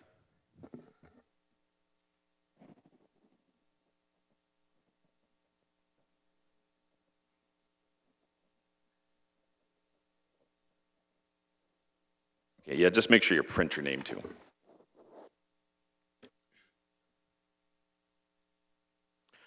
All right. Hello, City Commission. My name is Austin Pike. I, like you may have expected, I do not currently live in Bay City. I live 1,500 feet out of it. I live in Bangor Township, but I work in Bay City, and I spend my money in Bay City. So I believe I'm entitled to have just a bit of your time. What is your address exactly? 1800 Mosher Street, sir. Thank you. Right. Now, I want to bring up a Facebook post that I read just before I got in here from Ed Clements. It says, I would advocate this response to United Bridge Partners' actions.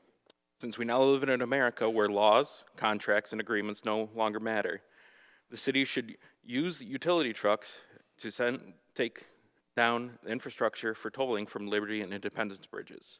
The city has the police that can join them for protection. Let them sue and spend the next 2 to 5 years. Now, I don't believe that anybody here believes that's a good idea, but that's the opinion of a lot of Bay City residents at this point, is just tear it all down, damn the consequences.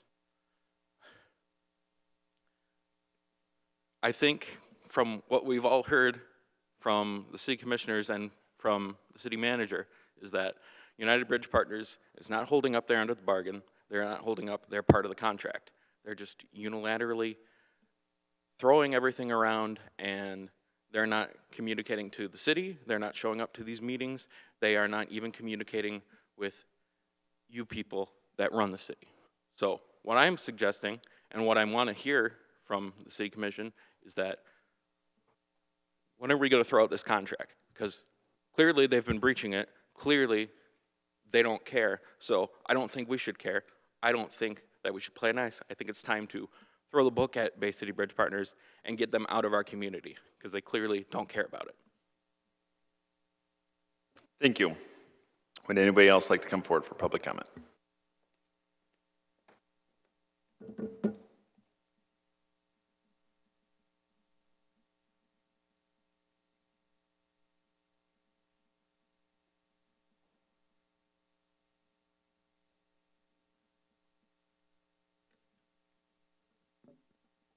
Good evening.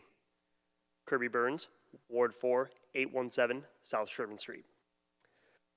Firstly, I would like to say thank you all to the elected members of the Chamber for your continued work and efforts to lead our city. It is, as a lifetime resident of Bay County and Bay City proper, and an advocate for public political engagement at all levels of our government, I'm happy to see so many of my fellow citizens in the Chamber. If I were to be so bold as to speak for the citizens of Bay City, both present and not, we expect our elected officials to act on our behalf and engage in their civil duty the way it should be, with decorum and civility. The responsibility of an elected official comes, I have to imagine, as no casual duty. I know all of you don't take that lightly. You're all elected officials and work for the people. And I'd like to remind you, to any and all in the chamber who it may apply to, if you're finding yourself cross in practicing your civil duties and freedom of speech and the results of the weight and duties of the office of a commissioner, perhaps the position of commissioner isn't for you. Stop the infighting. Educate yourself on the standards and the decorum of this chamber. Please be better. Thank you. Thank you. Would anybody else like to come forward for public comment?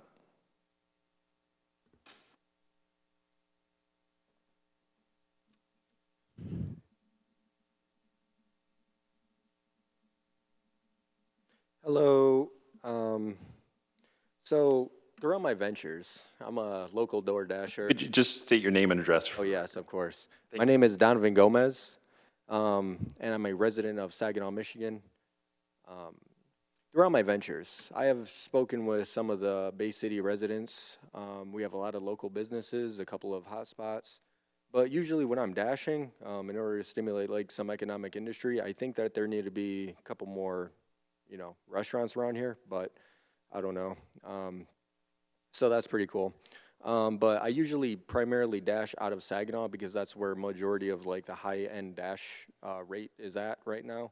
But and then so basically a lot of people order from Saginaw into Bay City, which is actually taking away like some of your guys' local tax dollars over here, but is good for me. So another thing is the bridge. Let this bridge be a testament to what happens when the people's complacency on this bridge, and when we don't take an active process in our local government.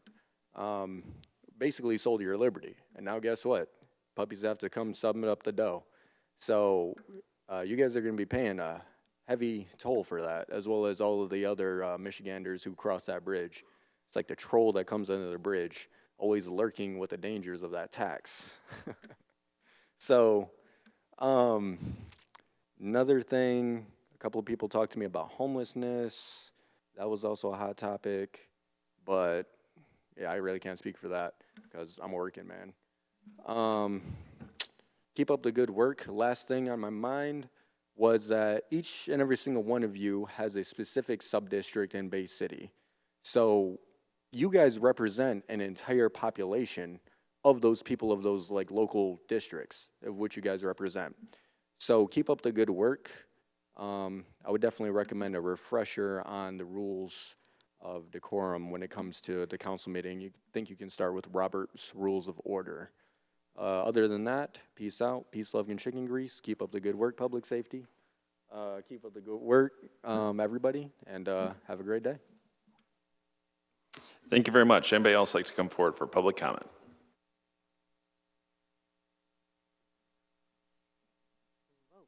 I'm short.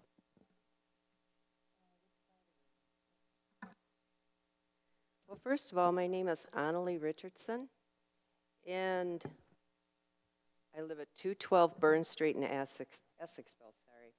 So I live on the east side, but I do visit the west side, because you have doctors, you have dentists, you have your banking, you have your necessities on the opposite side of the river, which is why I was not for toll bridges to begin with.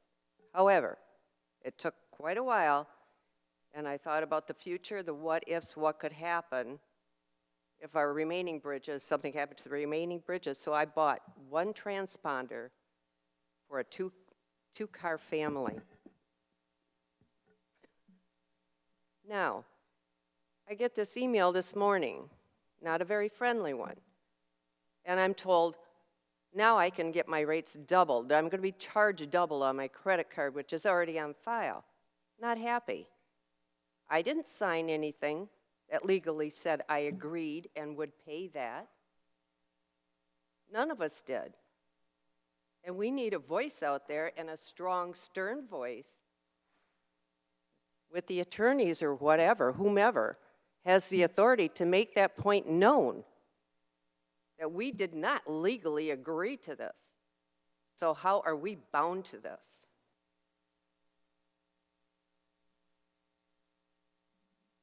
And I don't live in the city of Bay City, but by God, the city created this.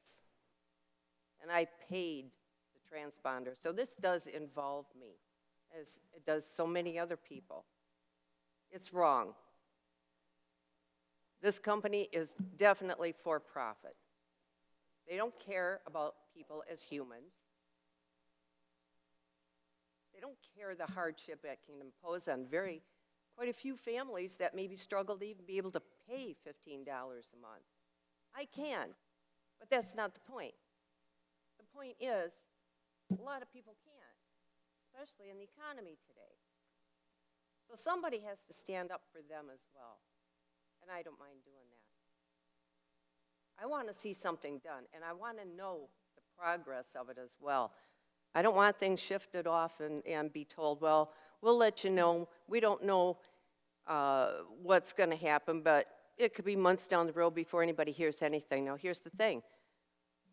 I'm currently being charged $15 unlimited, okay? Just make sure you speak in the microphone. I'm being charged $15 a month unlimited, currently. As of March 1st, they're going to hike it up to $30. What is the city going to do to freeze those toll prices until this contract and the situation has been rectified?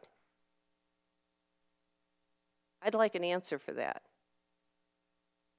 This is a one-way conversation. I'm sorry, I know we get that conversation, that concern a lot. You can speak to the commission, but we can't necessarily answer. But if you stay after the meeting, we can have a discussion. Okay. I really hope it's taken to heart because it affected so many people negatively. And it was a decision made by the city itself, alone, without the proper input, unagreed to. Some people can look at me, some people can't. That tells me something. Thank you. Anybody else like to come forward for public comment?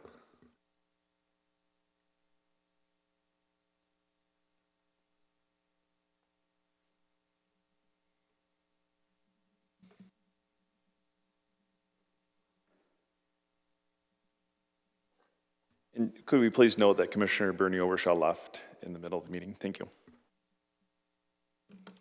Hello. Can anybody hear me? Hi. I would like to address the commission. Hello. I am hopeful. Is the green light on? It is. Okay, just Can make you sure hear? you speak into the mic, because we record it so we have it on. Okay. Can you hear me record. now? Okay. I'd like to say thank you to the new commission. I am hopeful that going forward. I'm sorry, I don't want to interrupt you, but name and address for the record. Sorry, Nicole Gross, 3102 West Shore Drive.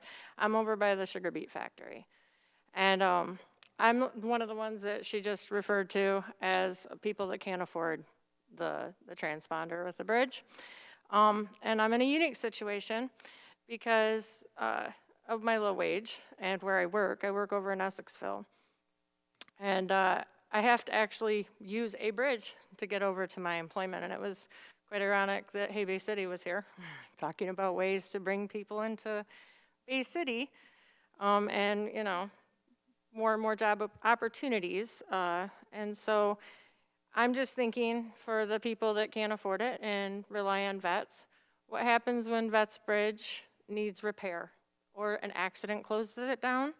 Or if indeed the repair goes longer than a day, there's really no backup plan for the next few years on how for me to get to my job. I will effectively not be able to go to work for however long Vets is down because I cannot afford $15 a month or $30 because of my wage.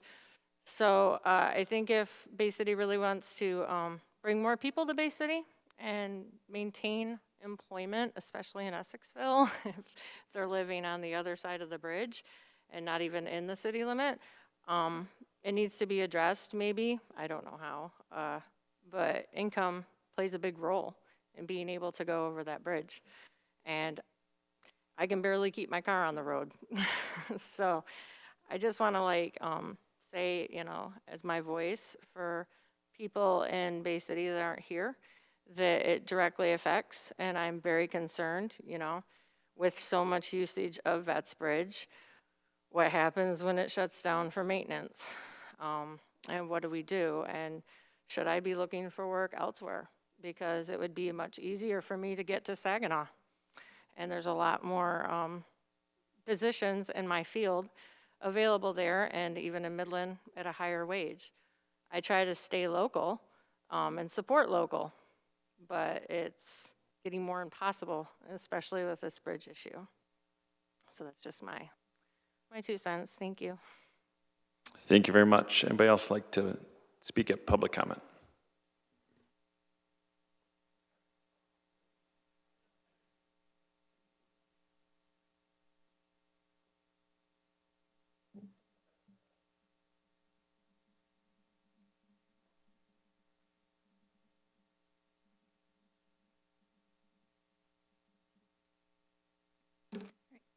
For the record, my name is Kayla Harper, and I'm at 809 28th Street. This Bay City Bridge Partner issue comes 3 weeks after the president publicly promised no changes to the tolls in 2025. I'm sure he'll try and squirm out of that by claiming that the rates themselves aren't changing, but that's just semantics. This monthly pass and free resident crossings were the only policies that made this situation tolerable. I stand here tonight outraged, and I'm not alone because this shouldn't be a problem in the first place. This commission has an obligation to act in our best interests. Instead, our bridges, our essential infrastructure, has been handed over to the Bay City Bridge Partners without any meaningful protections in place for us. I understand that this lease came as a result of an untenable financial situation, but that doesn't excuse the fact that residents and the city were not protected in writing from this happening. A 75-year lease that most of us won't see the end of in our lifetimes doesn't include basic protections for emergency vehicles, our schools, public buses, city vehicles and their vital services to the community, or even the rates that we are now forced to pay. Nothing. We were handed over to a profit-mongering corporation with almost no accountability, no regard for us, and no intention of putting people over profits. From what I've seen, they can't even be bothered to show up today. Anyone with a basic understanding of legal contracts would know to put these issues into the contracts to prevent us from being taken advantage of. And I'm astonished that this wasn't a priority for this commission when this was originally voted on. On top of this, the planning of bridge maintenance across the city ensures that whenever Vets Bridge is down, we have no choice but to cross expensive toll bridges because Lafayette Bridge is closed for several years. But tough luck, Bay City, right? I've seen many posts online that you're shocked that a corporation would bleed us dry. You state today that you're just as shocked and outraged as we are. What else did you expect when you failed to contractually protect us? Either you saw this coming and did nothing, or you failed to do your due diligence. Either way, each one of you who voted for this and approved these contracts failed our city and is directly responsible for today's mess. It is your responsibility to fix this, and if you're unwilling to act, we will remember this in the voting booth because we're not letting this go. We haven't. This has been an issue for too long. To anyone from Bay City Bridge Partners who's hearing me tonight, I want you to listen to me. You're charging residents more to cross a short river bridge than it costs to cross the Mackinac, a 5-mile engineering marvel that connects 2 peninsulas. The Mackinac toll for a standard vehicle is $4 each way, while you're charging a minimum of $5.50 per crossing. If the state can maintain one of the longest suspension bridges in the world for less, your price isn't just absurd, it's exploitation. You've directly made it harder for us, for our families, our first responders, and our workers to do what they need to do. Your heartless actions are spitting in the face of those who built this city, who have worked for generations to make it thrive. And you've made it clear that money is your only concern. But you need to understand that this city belongs to us, not to you. Your profiteering off the backs of this community, your disrespect for residents, and your greedy disregard for public safety will not be tolerated. The crowd behind me shows that we will fight this. You will not be allowed to take advantage of us. You will answer for your greed and for your exploitation of an already struggling city. And lastly, to my fellow residents of Bay City, whether you're here in person or watching online, this is about more than just tolls. It's about our city's survival, it's about our livelihoods, and our future.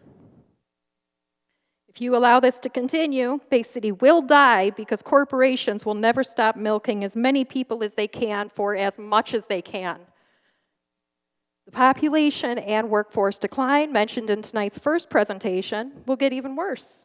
We're at risk of becoming the next Saginaw or Flint, because who will want to come here if they can't freely move about the city without breaking the bank? And we deserve better than that.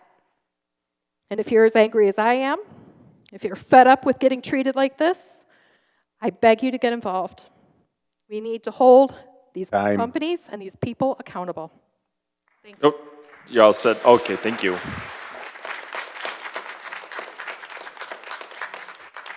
All right, thank you. Anybody else like to come forward for public comment?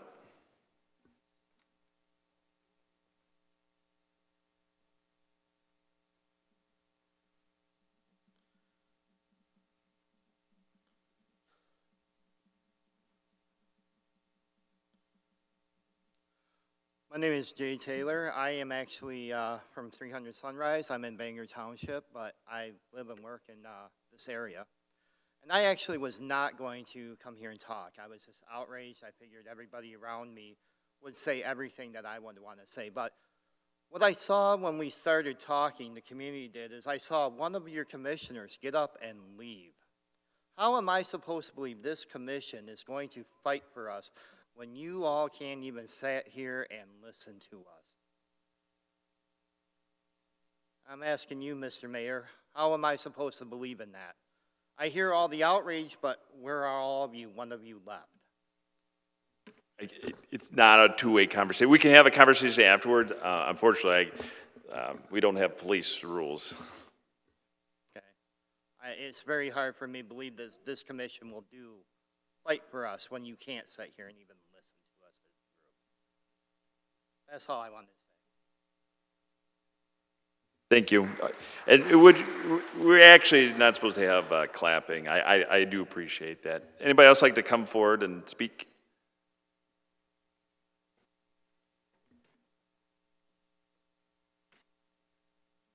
My name is Tim Richardson. I live at 212 Burn Street in Essexville. What I want to say, and I want to keep it fairly simple, is that it was a contract between the city and Bridge Partners. One of two things happened. Either Bridge Partner is clearly in violation of the contract, or the law firm you hired to basically help you with the contract left such sloppy language that left loopholes for Bridge Partners just to waltz right through. And each one of you, commissioners, I'd be highly upset because they left you hanging in the bag. You don't see the lawyers or Bridge Partners here. You're here. You have to answer to the public. So somebody either A, if they broke the law and they broke the contract, roast them, Bridge Partners. If the contract was written sloppily and allowed great big loopholes in it, I would hold the law firm you paid good money to advise you. I would hold their feet to the fire. Thank you.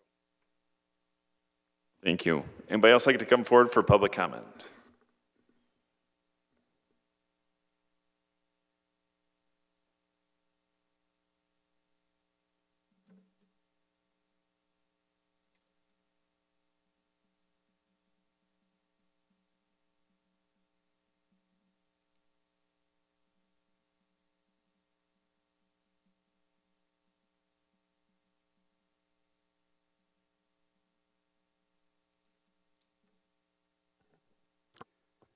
Jeff Reed, 409 Fillmore, Bay City, Michigan. I'm sure you can all hear me because I understand how to speak into this microphone. First thing I'd like to suggest is that Vets Bridge, that's not going to last forever. It's going to break down, and like one of the other speakers mentioned, we're going to be forced to cross over these bridges, which is unacceptable. Mr. Mayor and all commissioners, we need to come together and figure out an emergency situation, a time that that bridge is going to be down when somebody can call for a state of emergency to where everyone can cross those bridges until that one is up and running. That's something we need to take a serious look at, not to mention the contract. I'm very disappointed with the Bay City Bridge Partners. I've told you before, they're not our friends, they're not good neighbors, and they're not here to help us. They're here for one thing, to take advantage of this city and the residents. I want to talk about that $5 million for a quick second. My suggestions for that, leave it in the bank because we're going to need it. The Independence Bridge that they just opened, correct me if I'm wrong, the one by the battleship, they just opened that bridge. I drove over that bridge today. You look at the sidewalk on that thing, there is divots in the sidewalk for pedestrian traffic. Mr. Mayor, I would suggest that you send some people down there from the city to inspect those sidewalks and make sure that they're safe for pedestrians to cross over. Because in my opinion, they are not. Why they were allowed to open that bridge with the sidewalks in that condition, and the sidewalks I'm talking is the part that raises up in the air, you can literally see chunks of that missing. Why did they get to open it and start charging everybody in December? Oh, the bridge is great. Yeah, go ahead, walk across it. Ridiculous. If they violated that contract, we need to take it from them. No excuses. I think minimum wage is $10.56 an hour. It's going to take a young person, they'll have to work 3 hours a month just to have a pass, and that's not even going to exist for long. It's pathetic. And I am disgusted. I hope you can all come together and get serious about this because it ain't going to get any better, I'm telling you right now. That's it. Good luck, everybody. Thank you. Would anybody else like to come speak for public comment?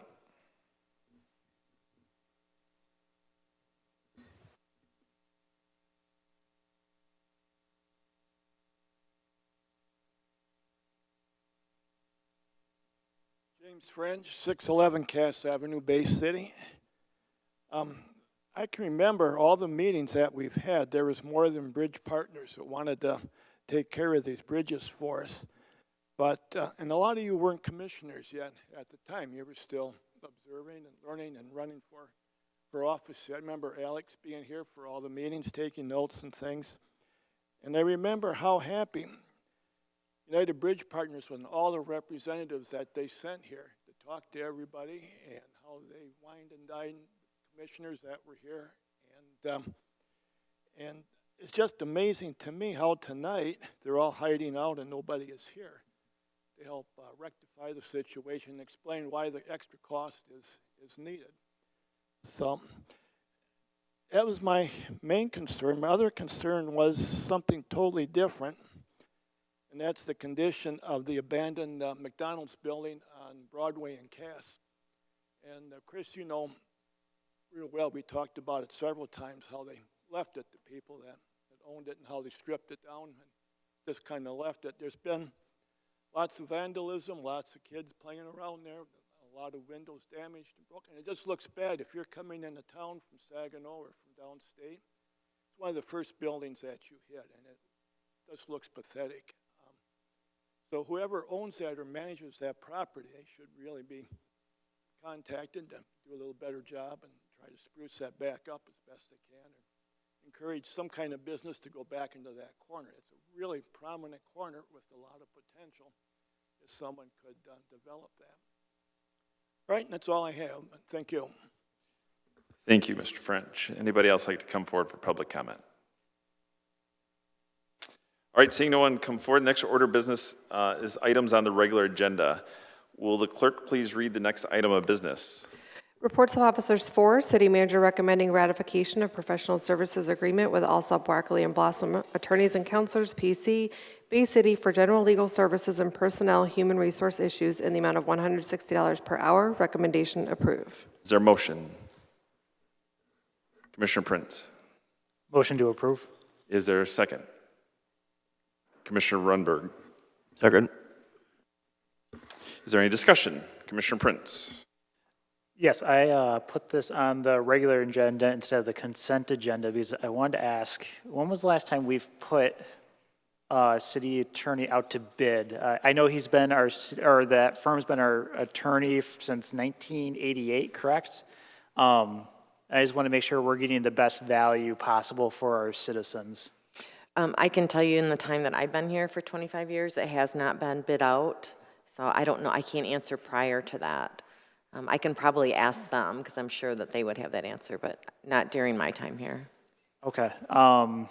And do we have, is the contract with them in perpetuity? How does that work? We just have a professional services agreement that we renew every 2-3 years with them.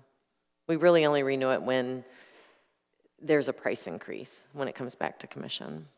Okay, and if, let's say, we ever become dissatisfied with them, I think I saw in the notes, we just have to give them 7 days notice, is that correct? And when we give them 7 day notice, not saying that I want to or anything, I just want to make sure I understand the process. Would that include them vacating the office in City Hall, or is that space? It would be, because it's part of their agreement with us, is their rent. And yeah, they would have to vacate. Okay. Unless they wanted to pay rent, which we could come up with a value on that office. Okay. So us approving this today by no means creates a long-term obligation for us to look at this in the future. No, not at all. No. Okay, all right. I planned on voting yes on this, and this gives me more confidence. Thank you. All right, thank you. Commissioner Coakley, and then Commissioner DeWitt. Real quick, $20 an hour increase. What's that going to be about a year? Let's see. Give me 1 second.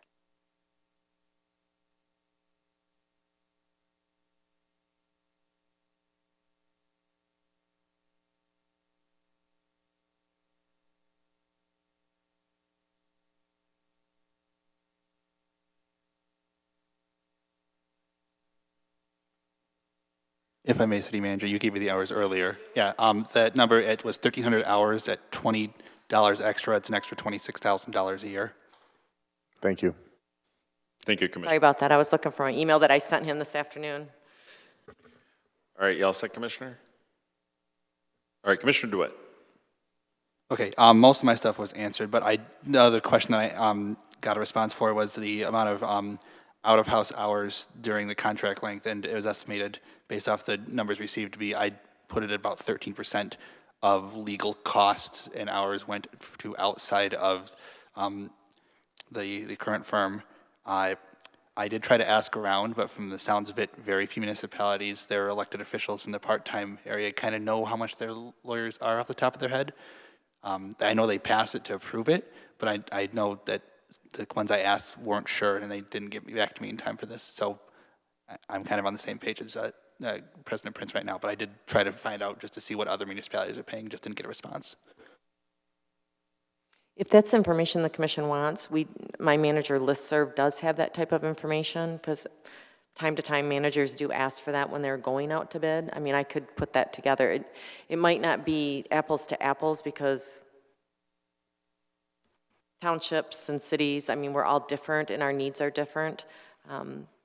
Especially here in Bay City, we have a lot of different things. We have brownfields, things that are outside of a general law attorney, so we have to get that outside expertise. Like Uptown, for example, that was such a complicated deal that we have to have expertise attorneys that are outside general law. But I can get that if you want that information. It sounds like that. They would like that. Okay, I can do that. Yes, please. I'll say it on record. Yes, please. Okay. Any other questions, Commissioner? Okay. Anybody else? Okay, will the clerk please call the roll on the motion to adopt? Commissioner DeWitt? Yes. Rumberg? Yes. Charlebois? Yes. Morris? Yes. Prince? Yes. Coakley? Yes. Tenney? Yes. Hilliker? Yes. Yes.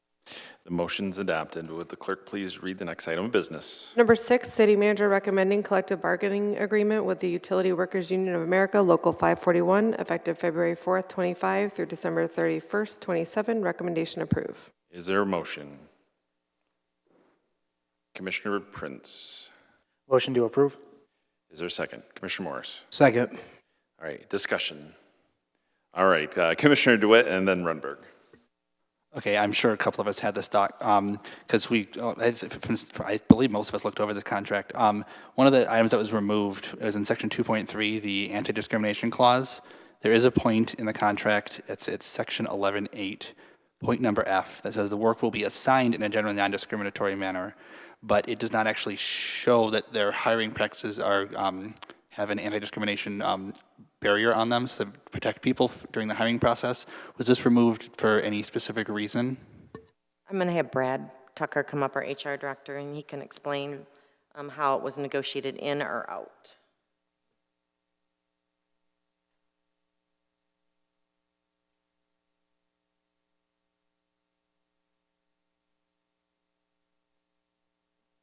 Good evening. Yeah, so what we typically try to do with the contracts is not to have repetitive language. So if there's state laws or local laws that are in place, we wouldn't put those in the contract. Okay, do we know why it was in there originally then, if it was something that was specialized outside of it? Yeah, so a lot of times it's just contracts are passed down and the language kind of stays the same. So what I try to do is I try to keep them as current as possible. And so if we take that language out, then we go with what is the high standard from the state law perspective. So if they ever make any changes on it, we always go underneath that. Okay, that kind of answers my question in a way that I can accept. I'm all set. All set. Okay, Commissioner Runberg.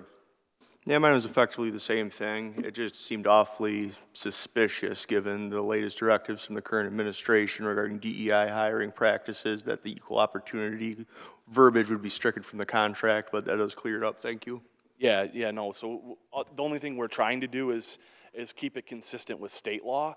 And so if we have something in there and they do make a change, let's say they make some different changes or they add new protected classes in there, then we still continue to fall underneath that. So that way we're not going back and changing the contract. It wasn't to eliminate any practices. All right, perfect. Thank you. All right, set. Commissioner Prince. I don't know if you can answer this or if the city manager can. Do we have a city ordinance at all that has this language in it, or are we relying solely on state law? I personally would have to look up if it's an ordinance. I do know from an employment law standpoint, that is a state law that we do follow. I can follow up on that to see, well, I'm sorry, I'll look at our ordinances. I can do a quick check on that. I do believe that there's a couple resolutions that have been passed too in the past 5 or so years that I can look back on too.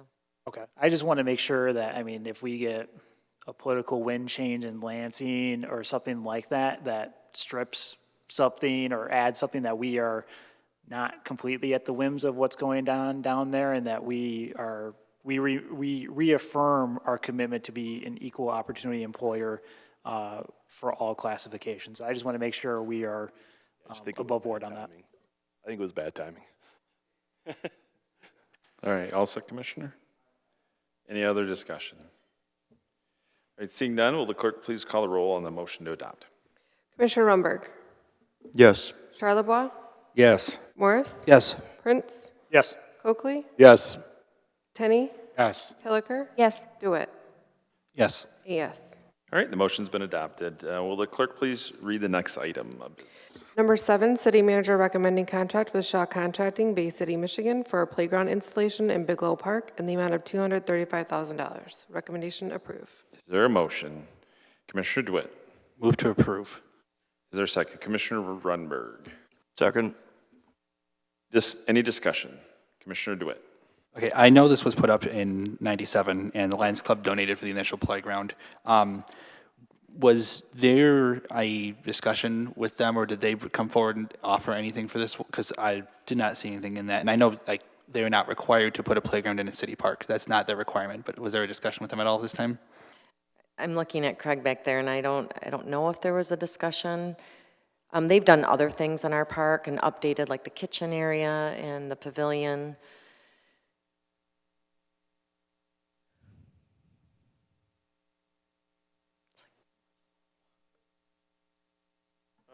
So I know they were aware that we were doing this. I'm not sure if there was 100% discussions with them about funding it, but there was discussions because there's a plaque that says the playground's donated by them, so we would have to take that down when we put up the new playground. So I know they were at least in the loop.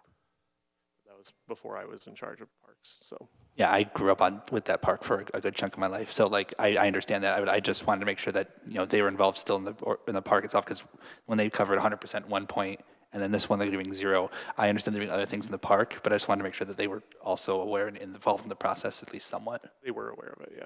Okay, thank you. All right, Commissioner Prince? Yeah, just a quick question. Looking at the bid tab, it goes 235,000, 240,000, and then $2.6 million. Was that an error? Was there an extra zero there? There was an error in the placement of the bid. When the person put the bid in, I think they added one more zero. Yes, so it was a mistake on the person that bid. Did they get I don't know how bid procedure works. They don't get the opportunity once they submit it? It's okay. If it's an extra zero, they would have been over everyone else anyway, so Yeah. I just want to make sure that We had the same reaction too, and I looked at it, I was like, wait, what happened to this bid? But it's a little pricey. yeah, I mean, if they weren't really serious and they were hoping to get a lottery ticket, maybe, Never know. but, That's right. okay. So in the case that they probably, if not for the error, they would have been the best value for the quality of work in which they would have done, would they have been at that point still out of the mix, or is this? They would have been, because I believe with using CDBG money, do we take low, we have to take low bid? Yeah, we have to take low bid with CDBG money. Okay, They so would have been out of it. they just kind of screwed themselves out of business if they had the lowest bid, which I Correct. don't think they would have. Okay, all right, that's my question. Thank you. Any other discussion, commissioners? I do know at one point with the playground, the larger playground, what is the name of it, that's in Vets Park, was going to be located in that area, and we were going to remove that at one point, but then they moved the location to the Vets Park location, and so it's necessitated the need for this replacement eventually. Correct. All right. Please, would the clerk please call the roll on the motion to adopt? Commissioner Charlebois? Yes. Morris? Yes. Prince? Yes. Coakley? Yes. Tenney? Yes. Hilliker? Yes. DeWitt? Yes. Rumberg? Yes. 8 yes. The motion's adopted. Would the clerk please read the next item of business? Number 9, City Manager recommending ordinance amendment to the Code of Ordinances, Chapter 78, Parks and Rec, Article 2, Section 7811, regarding the establishment of a Parks and Rec Advisory Commission. Recommendation received for first reading and referred to next meeting for second reading and adoption. Is there a motion? Commissioner DeWitt. Move to receive. Is there support? Second. Commissioner Copeland. Second. Discussion. Commissioner DeWitt. Okay, my problem with this, and I know it's received, so it's not an actual vote for this time, it's just to start the process. Could this not have just been done with an asset retention and replacement schedule instead of getting a new appointed body that we are, as a city, already have issues filling our current roles? On top of that, we're looking at having county residents be able to make advisory choices, not decisions, but advisory choices on city parks when most of the parks and most of the equipment decisions are not within the county shared parks. I just don't feel like this is a way to go about that. I mean, if the townships want to help pay for the parks, or if they want to be annexed into the city so they can use our parks the same way, I'm okay with that. But the advisory body, I don't think that this should have at least a county-wide availability for appointment, and I think we could just get away with an asset retention and replacement schedule. So 6 of the voting members have to be city residents, so a majority of them are city residents. A park and recreation advisory committee, and I think I'm speaking for Craig right now, most municipalities, the bigger municipalities have these because they can bring in people that have diverse backgrounds and give us ideas of things that we don't see, that the staff doesn't see. So we thought it would be a good idea to incorporate Bay City residents and then people that are outside just of our city limits to help come up with these planning ideas. We saw it kind of with the Carroll Park. We had residents that came forward and gave us ideas on that, and we don't have a committee for that. So we're just trying to involve the public and our residents who have these diverse backgrounds to be able to help us plan these out.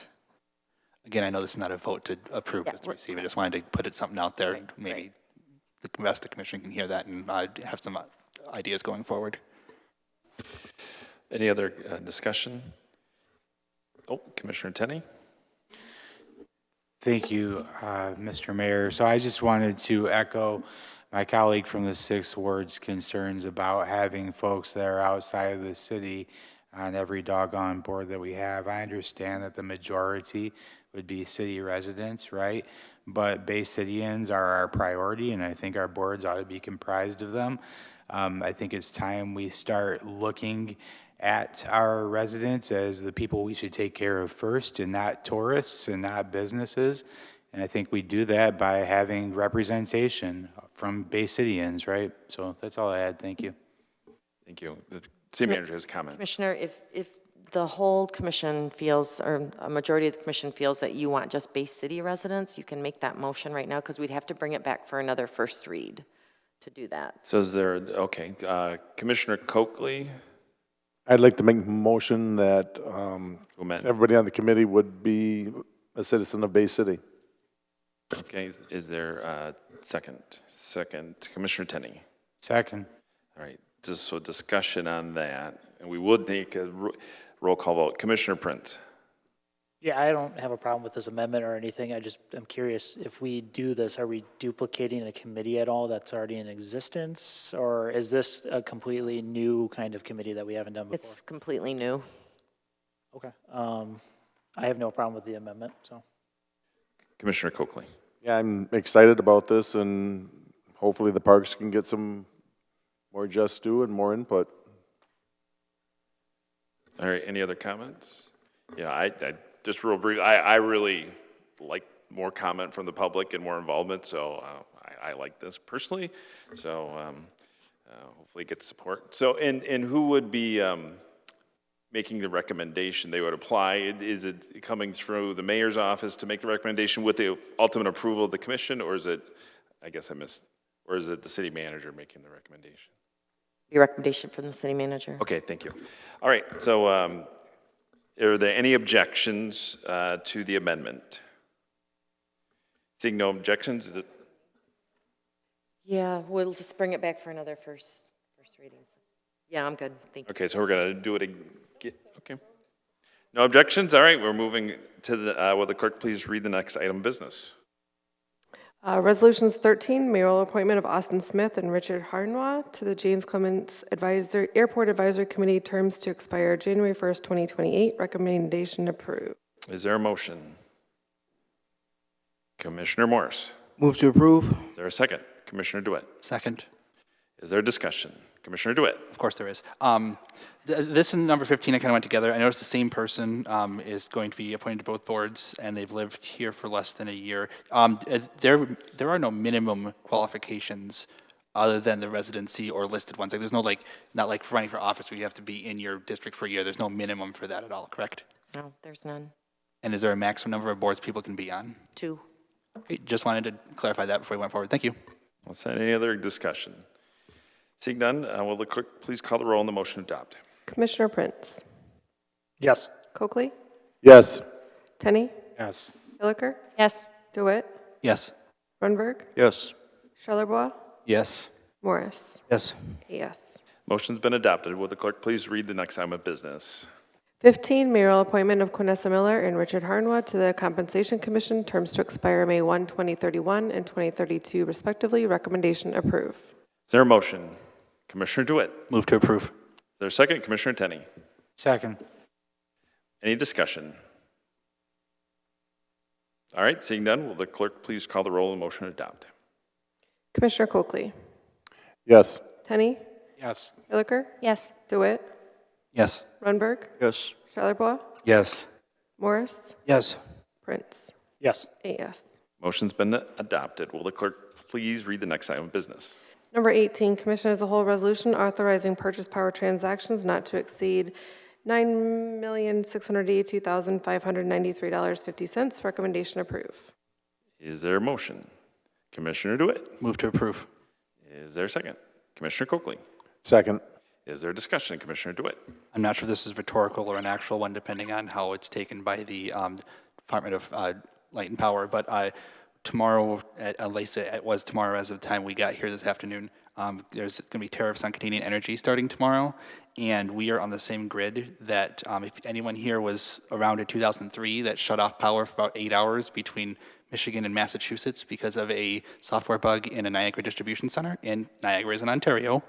I just want to make sure that this isn't going to come up again with like increased costs going forward, or if energy from power generation has been linked to the tariff order or anything about that. We don't know if we have anything to clarify or just hope for the best at this point. I think we have city staff coming up. Perfect.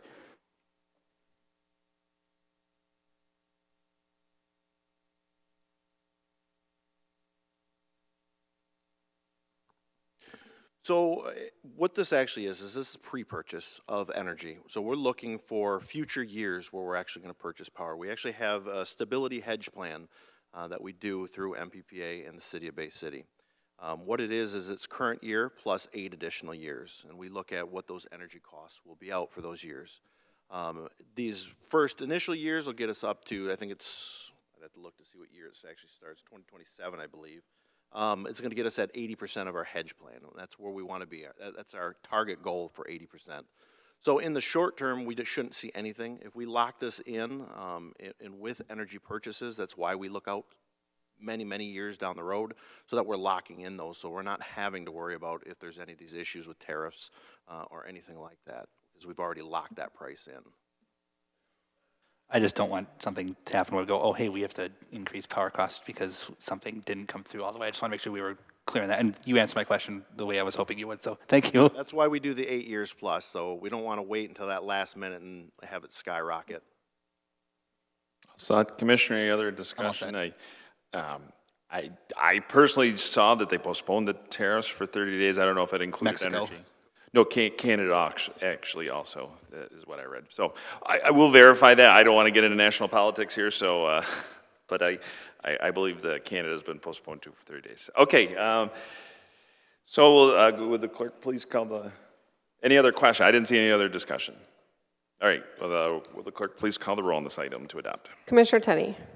Yes. Hilliker? Yes. DeWitt? Yes. Rundberg? Yes. Charlerbois? Yes. Morris? Yes. Prince? Yes. Coakley? Yes. 8 yes. The item's been adopted. Madam Clerk, does that complete the items on tonight's agenda? Since all business has been completed, we are adjourned.